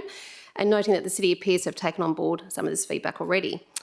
I agree from feedback received myself that where trees have been planted on verges or other public land near residences, including the species of tree, and reported clumping of trees together in one location, there is going to be some discontent, and hence the importance of any tree plantings near residences being given careful consideration of their surrounding impact. Unfortunately, as has already been mentioned tonight, the city has been led down the path of compulsory infilling with space constraints to the average new build, which residents are trying to squeeze in as much of their lifestyle and family needs as possible. However, given the responses and feedback received from the city as to the implications of Councillor Coveney's motion, I cannot support it. But I do ask the city if they could please take on board all the feedback received, because obviously a lot's been said and lots been asked between last week's agenda briefing and tonight on this subject, and hopefully collectively between the residents and council members, there could be some sort of alleviating of concerns and community disquiet on the subject. So out of the 3 motions received on this subject matter this evening, on this item, Councillor Brenda Brandis's motion seems most reasonable and practical. The instructions are measured in that they address residents' concerns as raised in the council agenda briefing last week, whilst also balancing the needs of the city and broader community, and it also avoids the risks and implications outlined in both Councillor De Souza's and then Councillor Coveney's motions. This motion, Councillor Brenda Brandis's motion, also has the benefit of officer endorsement, which means it must be doable from the city's perspective. So I commend Councillor Brenda Brandis's insight in his drafting and bringing of this motion as an alternative option for council, and I will be supporting it. Thank you, Councillor Choi. Councillor Coveney. Just a single question, Mr Mayor. I think you'd said that you'd hoped that if someone had asked for a tree to be replaced and moved somewhere else, that the city would do it. Can we have the administration's response to that assumption, please? Ms Amprema. Yeah, thank you, Mr Mayor. The administration will always seek to work with residents where there's concerns raised, and we would work on trying to find a resolution that meets all parties' needs. Thank you, Ms Amprema. Councillors, is there anyone else who wishes to speak? Either Councillor Credland. I've heard some discussion about motion A, B and C and which one's best for various reasons. Unfortunately, we can only look at the motion that's in front of us and debate that one. So all I'm going to comment on is Councillor Brenda Brandis's one. Now, in respect of the 4 paragraphs there, I probably would have used the word request rather than instruct in the top line to the Chief Executive Officer, but that's just a matter of style from myself. I don't have a problem with paragraph 1. Trees identified dead, dying, stunted, diseased, rotten. As I said to the other Como councillor, that probably describes me in many ways too. I don't have a problem with paragraph 2 either. I do have an issue with paragraph 4, and I think it was well identified by Councillor De Souza. I think it might be a little bit much to be telling the city how to carry out their pruning regime. I think perhaps we could suggest that we'd like to achieve a greater canopy from the pruning, but that's not really the big issue I have. The big issue I have is paragraph 3. And the problem I have with that is earlier this evening, and this is what intrigues me, is because earlier this evening we had the tree retention policy, which was supported by Councillor Brenda Brandis, and what that did was effectively prevent people on their own private property from removing trees. And here, in this particular paragraph 3, it will prevent the city from planting trees on its property or the community property simply because someone adjacent has said they don't like it. Well, my view is if we are going to increase our tree canopy, we need to deal with what we can And that's our property, community property, and we can stick in trees on our property. And if people don't like it, well, that's kind of bad luck, in my view. I think our rights in respect of planting trees on our property are far stronger than our ability, especially with the current state government, of stopping other people from doing things on their property. And that's why I can't support this particular motion. And I'm not making any comments about anyone else's motion being better or worse or anything else. Thank you, Councillor Cridland. Councillors, is there anyone else who wishes to speak either for or against Councillor Brenda Abrandis's foreshadowed motion? No. In that case, Councillor Brenda Abrandis, you've got 5 minutes to wind up and rebut any arguments made against your motion. Thank you, Mr Mayor. So firstly, with regard to paragraph 3, I am in violent agreement that we should not be planting trees on council property. If a tree is identified for a particular verge and there is a strategy in place, it needs to be implemented. So I understand that. What has actually happened here is something a little bit more peculiar, where it's actually been given consultation and consideration for members of the community to not plant. I was concerned initially by the original motion that came up that actually would have allowed a greater prevention of tree planting on verges. And for that reason, there are only 9, I think, or 7 owners that have objected to the planting of a tree. And that would be subject to review through the urban greening strategy. And that is the process that we need to go through, something more strategic. So I think we agree on the exact same thing. With regard to the differences, there's actually a lot. It's actually not one difference, and it's not just the consultation period. So firstly, it's the removal of the affected trees. My motion, point 1, identifies all the categories that are to instruct the administration to remove trees. They do not just have dead, dying or diseased trees. There's other varieties as well.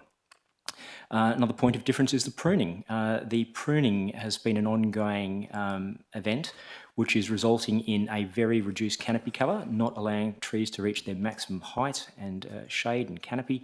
So look, for that reason, it is important that this difference is actually addressed. So one of the comments with regard to the administration's review was that we need to increase the canopy cover. I have taken that into consideration.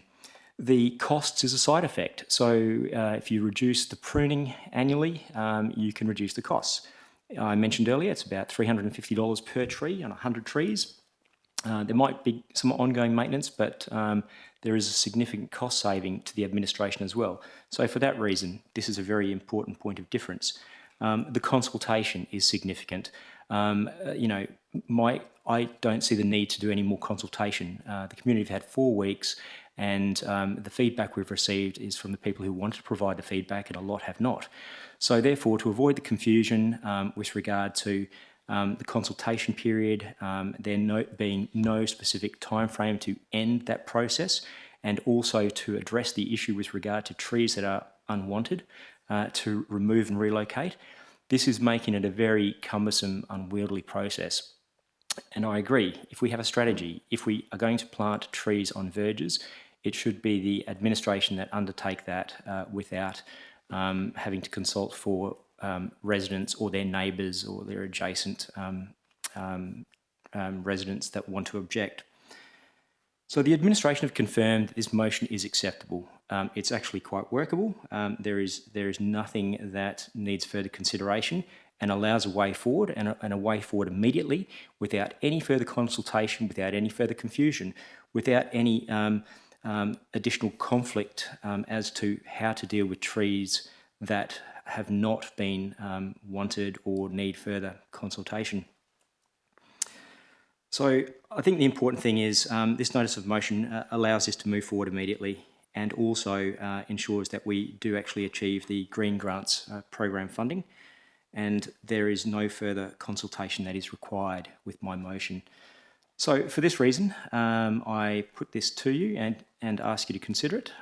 It is a reasonable motion. It addresses the issues and takes into consideration strategic outcomes with regard to future consultation, and hopefully this does not set a precedent which is not what we want with regard to planting trees on verges. Thank you, councillors. Thank you, Councillor Brenda Abrandis. I'm now putting Councillor Brenda Abrandis's notice of motion to the vote. Councillors, please cast your votes.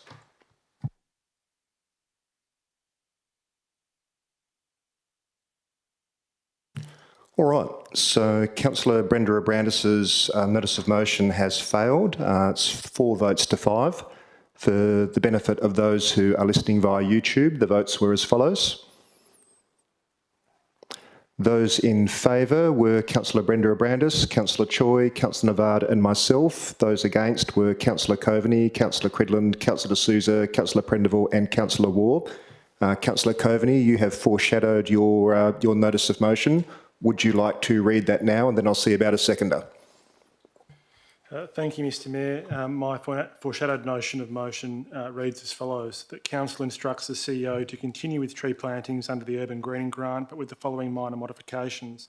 1, that no further trees be removed, including but not limited to olive trees, but for trees identified as dead, dying or diseased. 2, if a property owner immediately adjoining the council verge where new trees are planted provides a written complaint to the city relocate the tree to an alternative suitable location, with relocations to be capped at 10% of the program. 3, paragraphs 1 and 2 herein be forthwith advertised on the city's website and social media channels in lieu of mass scale letter consultation and other advertisement. And 4, at the conclusion of the program, a summary of the outcome at paragraph 2 herein be presented to council. Thank you very much, Councillor Coveney. Would someone like to second that motion? Councillor D'Souza. Councillor Coveney, the floor is yours. Thank you, Mr Mayor. I commend the city for proactively seeking and carrying out the Urban Greening Grant. However, the community feedback as expressed through Manning Ward Councillor D'Souza is that removing healthy established olive trees in lieu of new unestablished trees is counterintuitive to the purpose of the grant, and B, there should be more community consultation. I commend Councillor D'Souza for his original motion, which sought to halt the program until such time as that community consultation occurred. However, as identified at the agenda briefing, the plantings of a time-sensitive nature, and in not carrying out the program, we risk the grant itself. There are several practical reasons why some people might not want a verge tree. For example, we're in a housing crisis, adult children are staying at home for longer, and verges provided much-needed additional parking. Other reasons include things like maintenance, utility lines, space constraints, allergies, view obstructions, and root damage. This motion aims to strike a balance between ensuring appropriate planting occurs, the grant itself is not lost, there's at least some community consultation. Minor amendments are made based on that community consultation, i.e. the relocations capped at 10%, and the full program is rolled out given any unwanted trees are relocated. Thank you, Councillor Coveney. Councillor D'Souza, you'd like to speak? Thank you, Mr Mayor. I'll keep it very brief because it's getting late. This motion is a win-win. It's a sensible compromise. We retain the grant.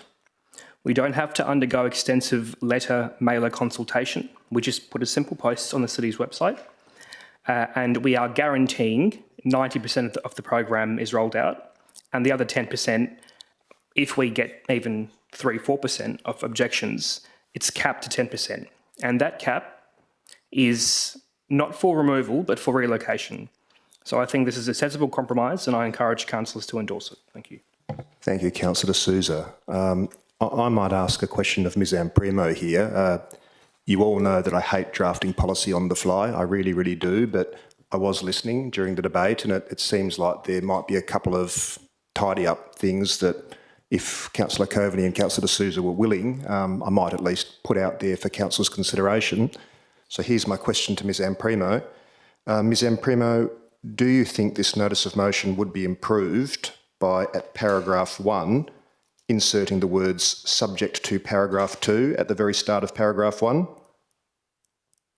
Given what you'd said previously about your concerns about the drafting? Yeah, thank you, Mr Mayor. I do believe that that would resolve that ambiguity.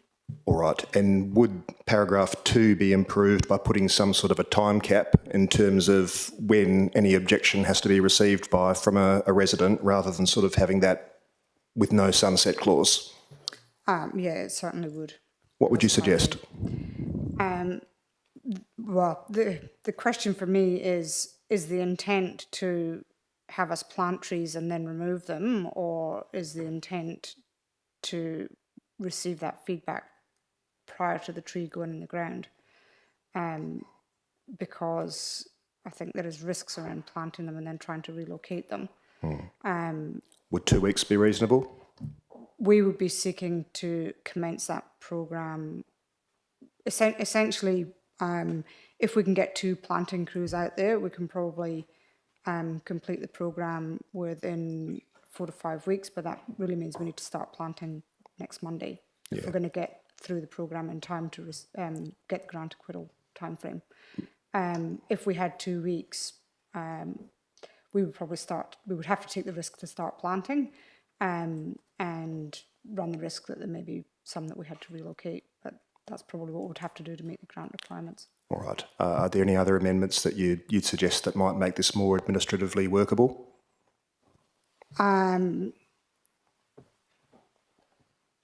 to sort of a short amount of time to consider it, they're probably the 2 fundamental issues with it. One of the other concerns I have is that advertising it on the paragraph 3 refers to advertising paragraphs 1 and 2. I think we would want to make what we advertised very clear that it applies to specific planting, because we run the risk that our standard annual winter planting programme also gets caught up in this process, and people who are receiving a tree as part of the annual winter planting programme outside of the Urban Greening Grant programme believe that this communication on the website and social media is also targeted at them. Can that be handled administratively, or would that require a specific amendment to this notice of motion? I think the challenge is around the channels that we're using to communicate that they're not directed at the specific people. No. So we would need to be very clear that we were referencing trees planted in specific streets. However, I anticipate that we may receive feedback from the community beyond that. Yes. So I think that this notice of motion is going to create a significant amount of administrative work for the city's teams. Thank you. Councillor Coveney, would you consider amending paragraph 1 to have the words subject to paragraph 2, comma, in front of the words no further tree at paragraph 1? And would you consider adding the words within 14 days after the words written complaint to the city at paragraph 2? Yes, I would, Mr. Mayor. All right. Councillor D'Souza, you okay with that? All right. Well, in that case, shall we assume that those amendments have been moved by Councillor Coveney and accepted by Councillor D'Souza? Did everyone get the gist of those proposed amendments? Sure. So, unless Councillor Coveney and Councillor D'Souza correct me, the foreshadowed notice of motion from Councillor Coveney in front of us now reads at paragraph 1, subject to paragraph 2, comma, and then it reads no further trees be removed as per the original drafting. And then at paragraph 2, second sentence, the second line, halfway through the second line, after the word city, but before the comma, insert the words within 14 days. Everyone good with that? Mr. Bradford? I'm not going to suggest any further amendments, but to limit the risk around the advertising on the website and social media, I would suggest that we will be very specific about this planting under this grant in these streets, and then that would at least limit the opportunity for people. I think it will still happen, but we'll at least limit it. Is everyone happy if the administration works on that basis, assuming this motion is carried? Mr. Bradford? If you read paragraph 3 strictly, it says paragraphs 1 and 2 be advertised on the city's website and social media channels. What that would say is that no trees are going to be removed, and if someone complains about a tree, in the next 14 days we won't plant one. That could happen across the city. So in order to limit that, minimise the risk of that occurring, and not needing any, we would administratively advertise it in a way that is very specific to say, we're conducting a tree planting under this urban grant in these streets, and these conditions apply to that only. Councillor Choi. Thank you, Mr Mayor. So just ensuring that that doesn't actually need to be written into the motion for it to be effective as a council resolution? No, we've just clarified that that can be done from an administrative perspective. Great. I've got a couple of other questions, if I may. Far away. Thank you. So how will the resident know about the 14-day complaint mechanism other than what CEO Bradford's just outlined? And what if they're a landlord with a tenant living in the property or a FIFO worker? Or they just don't receive it in 14 days is a very short period of time for someone to be notified and get back to the city about a tree. Ms Amprimo. Yeah, thank you, Mr Mayor. So the city has already sent out letters notifying of the planting now 4 weeks ago to both occupiers and owners of all of the properties. So whilst they wouldn't know about the 14-day time period unless they see it through the media channels or on the website, they will have already received a letter. And in the experience of the administration, whilst I acknowledge that the letter didn't explicitly invite feedback, our experience is that where somebody has a strong objection to what is happening, they will provide us with that feedback irrespective of whether the letter invites it or not. So I would anticipate that the majority of people who wish to provide us with feedback saying they don't want a tree, they will have already done so. And they do have that, they have already received a letter. So they've had a month to contact the city and query it. And I would anticipate that most people who want to object will have already done so. Thank you, Ms Amprimo. Councillor Choi. Thank you, through the chair, to Director Amprimo. So what will the city do if more than 10% of residents complain and seek their verge tree to be removed? Ms Amprimo. In lieu of any specific instruction from council, we would simply be able to take the requests as they were received, and once we reach 10%, which would be around 59 trees, we would then respond to any further requests by saying that the council resolved to put a cap on it, and we won't be honouring their request. Thank you, Ms Amprimo. Councillor Choi. Thank you, through the chair, again to Director Amprimo. So will the city be required to notify the state government of this council endorsement if this motion is endorsed? And will that tree removal and or relocation potentially be in breach of the funding, the grant funding? Ms Amprimo. Thank you, Mr Mayor. So city officers had discussions with WELGA, who are administering the grant funding, at the time of the initial notice of motion and the contents of that, and also had further discussions with the contents of the agenda that was published on Friday. It's unclear, and we haven't asked the specific question as to whether digging up a tree that we've already planted under the programme and relocating it would be an issue.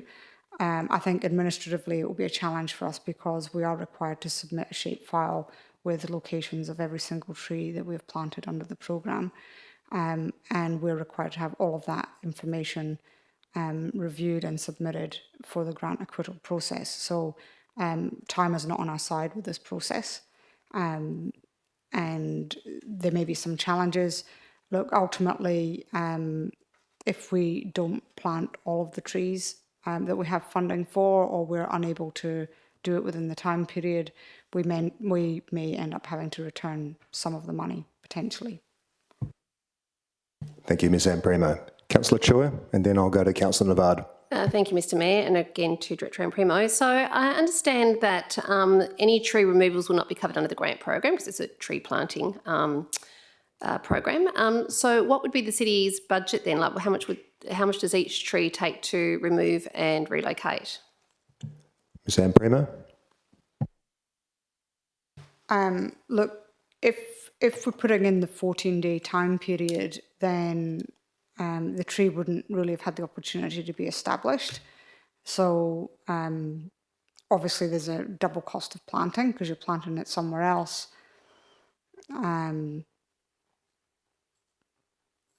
It would depend on the circumstances because each verge location is different. It's not like planting in a specific area, but it would come out of our general tree planting programme. Thank you, Ms Ampremo. Councillor Navard? Thank you, Mr Mayor. What would be the consequence of us not passing this motion? How would that impact the city? Ms Ampremo? Yeah, thank you, Mr Mayor. So the administration has clearly heard feedback from the community on this matter, and if council didn't pass this notice of motion, we have had communication from people who want to retain the olive trees. We know who those people are. We have had a very limited number of people who would like an olive tree replaced with something else. Where we consider that a tree that is not likely to thrive and ultimately be able to provide canopy, then we would work with that resident and potentially replace it. And where we have received objections and we've discussed those with the resident, then we would seek to find an alternative planting location. So we would certainly work with the residents based on the feedback we've had. I think that the difference between the notice of motion that's being considered and what the administration would do in practice is we wouldn't seek to further advertise it because I think that is likely to complicate it, but we would work with the residents based on feedback that we've had from them and seek to find a resolution. Mr Bradford? To be very clear, we could have handled the whole communication better, so we'll cop that, absolutely. And as Director Impremo says, we will, if there's no notice of motion, we've heard the feedback, we won't remove an olive tree if someone doesn't want it removed, and those few that we have requested. And we will work with the residents. You know, if we turn up and want to plant a tree and someone says, I don't want a tree, then we'll work, have a discussion why and see if we can work them through it. So, we actually have a pretty good track record of working with people. I mean, this communication around this program, I think, was a bit of an own goal, in part because of the time pressures around submitting the grant and having to get it completed in a certain time frame. That meant the project time frames were kind of shortened for some aspects of it. But we always seek to work with residents where we can. Thank you, Mr Bradford. Councillors, Councillor Choi, another question or speaking? Just a couple of questions, thanks, Mr Mayor. So just following on from CEO Bradford's comments there, so that's heartening to hear. So does that mean that this notice of motion is not really required then? Because if we don't risk the funding and the city will take into account feedback anyway and do its own consultation, then maybe that's just the best way to go, to take an undertaking from the city. I think that would have been my position about 2 weeks ago when we started to get the issues raised, that we could have handled this administratively for the large part of the concerns. Thank you, Mr Bradford. Councillor Coveney? Just one question, and I'd like to just do some closing submissions very briefly because I know it's like 9:30. I know it's somewhere else, but what was the actual total amount of this urban greening grant? Ms Ampremo? It's just over 77,000. Alrighty. Does anyone else wish to speak either for or against this foreshadowed motion? Councillor Cridland. Again, I'm just looking at this motion. I have no difficulty with paragraph 1, but I can't support paragraph 2 simply because I don't think it's appropriate for us to be telling the city or instructing the CEO to relocate trees that we have planted on our land to an alternate suitable location. I think it's just not a good idea. And as far as relocations being capped at 10%, I know that it's unlikely, but what happens if we get 15%? I've heard the director say, well, it's the first 10% who are the lucky ones. They'll get their tree relocated and get the additional warmth as we go through that global warming. I trust the city, and I think, as the CEO has said, they've got the message in respect of the presentations or deputations about perhaps just involving themselves a little bit more personally with the people with the olive trees. And I think we need to be very careful about sending out messages that we will plant then relocate trees, or even give people the ability to have a veto over what we do on our land for the community. Thank you, Councillor Cridland. Councillor Brenda Abrandis. Yes, a question, Mr Mayor. Just with regard to the number of responses that we've received for not planting trees, do we have that number, and which of the suburbs they're located in? Ms Amprimo, should I send that to you?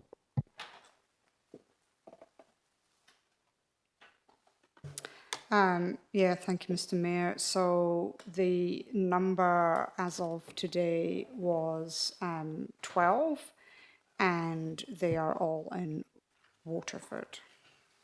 Thank you, Director Amprimo. Thank you, Ms Amprimo. Is there anyone else who would like to speak either for or against? Councillor Brenda Abrandis. Yes, thank you, Mr Mayor. I'd like to speak to this item. Okay. Look, I am supportive of the olive trees not being removed, and any tree that's thriving that can cope with the heat and the severe summer, it's incredibly important that we retain it. It's a healthy, mature tree. Maybe not the ideal tree to be planted at the outset, but some of them have been there 20, 25 years, so it's important to retain them. I don't support an extensive process which allows consultation, as Councillor Cridland has said, with regard to choosing the tree, relocating the tree, or not having the tree. I do not agree with that. But unfortunately, we have gone down a process where we've just been advised it's 12 to date that have already advised they're not wanting the tree to be planted. I prefer a strategy, which is what I alluded to previously. You know, if we're going to plant trees, we have a strategy, the administration undertake that, and then can deliver on it in a timely, efficient manner without extensive consultation. That's the way it should be. Look, so there are certain things, as I said before, I do not agree with this foreshadowed motion, including the input from the administration with regard to reducing the pruning and saving costs, with regard to the relocation of trees, with regard to the additional extensive consultation period, even though we've had already 4 weeks consultation. This is an administrative nightmare. So, look, I do support the retention of the olive trees. I door-knocked extensively in the area, and there's roughly about 85% of the people that we spoke with that were keen to retain those trees. So it did show overwhelming community support. Yes, I agree. This probably shouldn't have been brought to council in the initial stages. It should have been dealt with administratively. So I, by and large, do not agree with quite a lot of what is in this motion, but I am supportive of retention of the olive trees. Thank you. Thank you, Councillor Brenda Abrandis. Does anyone else wish to speak either for or against? No. Councillor Coveney, you've got 5 minutes to wind up and rebut any arguments made against the motion, if you'd like to do so. I'll be about 30 seconds. Thank you, Mr Mayor. If the grant's about 70,000, 10% of 70,000, 7,000, if the city's position is that there's already been sufficient advertisement and that's garnered 12 responses, then I would suspect that it's significantly less than 10%, and we're only talking about a few dollars. So I don't think that there's a significant financial or operational impact by this motion. Ultimately, this arose from Councillor D'Souza standing up for his community, and that should be applauded. we will ultimately get the learnings of what went right and what went wrong with this at paragraph 4 with this summary outcome that it proposes. Thank you, Councillor Coveney. Councillors, I'm now putting Councillor Coveney's foreshadowed notice of motion on item 12.3 to the vote. Please cast your votes.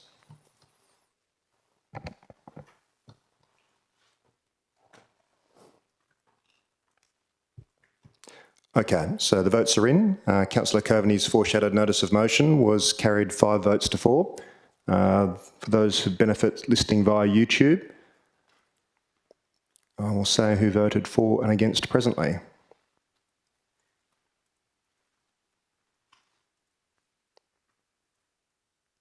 All right, so those in favour of Councillor Coveney's motion were Councillor Brenda Abrandis, Councillor Coveney, Councillor D'Souza, Councillor Prendeville and Councillor Waugh.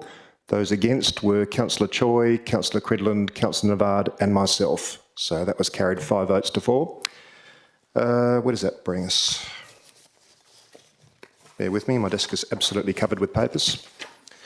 All right, that brings us to item 13, which is questions from members. Item 13.1 is responses to previous questions from members taken on notice. That's nil.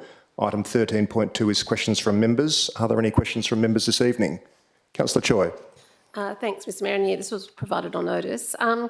What is the current ability of non-hospitality traders to apply for a trading licence to trade in off-street parking bays or other public thoroughfare spaces, please? Ms Shaw, should I send that in your direction? Thank you, Mr Mayor. The City's Public Places and Local Government Property Local Law 2011 already provides for the use of the thoroughfare for trading subject to approval. An application for the use of a car parking bay for trading or displaying wares without any constructed element is unlikely to be supported by the City, as it would not otherwise include the necessary safety features to the carriageway itself. Should traders seek to include a constructed element, the City could consider such an application in the same way it assessed the proposed parklet. Thank you, Ms Shaw. Councillor Choi. Thanks, Mr Mayor. Just one more question. So just wanted to know what was happening with the May Gibbs play space area down at Windsor Park, because I understand there is some sort of gumnut cubby house, but it may not, I've been told it's not completed. So I'm just wondering, was there any other elements going into that, or was that it? Mr Bradford. I think we'll have to take that one on notice. All right. Any further questions, councillors? Councillor Cridland. I've got a big list. No. You notice I kept a straight face. Now, they both relate to trees, believe it or not, because I thought I'd bring up that topic. Now, we've got the Billy Graydon Oval and General area down there, and I've noticed there've been some dead trees, some trees removed, and there's some clearly dead trees which I guess may be removed. My question is, are they dead as a result of the quite attractive landscaping that's occurred down there, or are they dead because they are about to be removed because they've been infected by the polyphagous shot-hole borer? And in relation to that, is there a safe way of removing the dead trees by our contractors that won't actually just spread that shot-hole borer somewhere else? Ms Amprema. If you know. Yeah, thank you, Mr Mayor. No, they're not. It's not shot-hole borer. We've got a number of trees across the city that have died due to the summer conditions, and they will be removed as and when we are able to get contractors in to do that. And my last question, relating to the same area, there are some spaces for new trees, and there is a decline in the number of the tall pine trees in that area and around Penrose and so on, which, although not Indigenous, they are part of the history of that Como area going back to World War II, and a part of the food source for those big black whatever they are, with the red-tailed cockatoos or something. Cockatoos, yes. Yes. Are we considering, we as a city, considering replacing some of the spaces with some of those same species of pine tree? Ms Amprema? Yeah, thank you, Mr. Mayor. So, replacing pine trees with pine trees is a little bit of a tricky proposition, because whilst we recognise the value that they provide for the cockatoo food, the water demand is such that we have to be very careful about what locations that we put them in so that they are sustainable going forward. We have planted a small number within the golf course, but we have to be pretty selective about the location because they're not really suitable for the climate going forward. Thank you, Ms Amprema. Any further questions, councillors? No, okay. All right, that brings us to item 14, which is new business of an urgent nature introduced by a decision of the meeting. That's nil. Item 15 is when we would ordinarily close the meeting to the public if there was any reason to do so, but there is not. Which brings us to item 16, closure. So before I close this meeting, I'd like to thank everyone for their attendance and participation. I declare this meeting closed at 9:44 p.m. Thank you all and good night.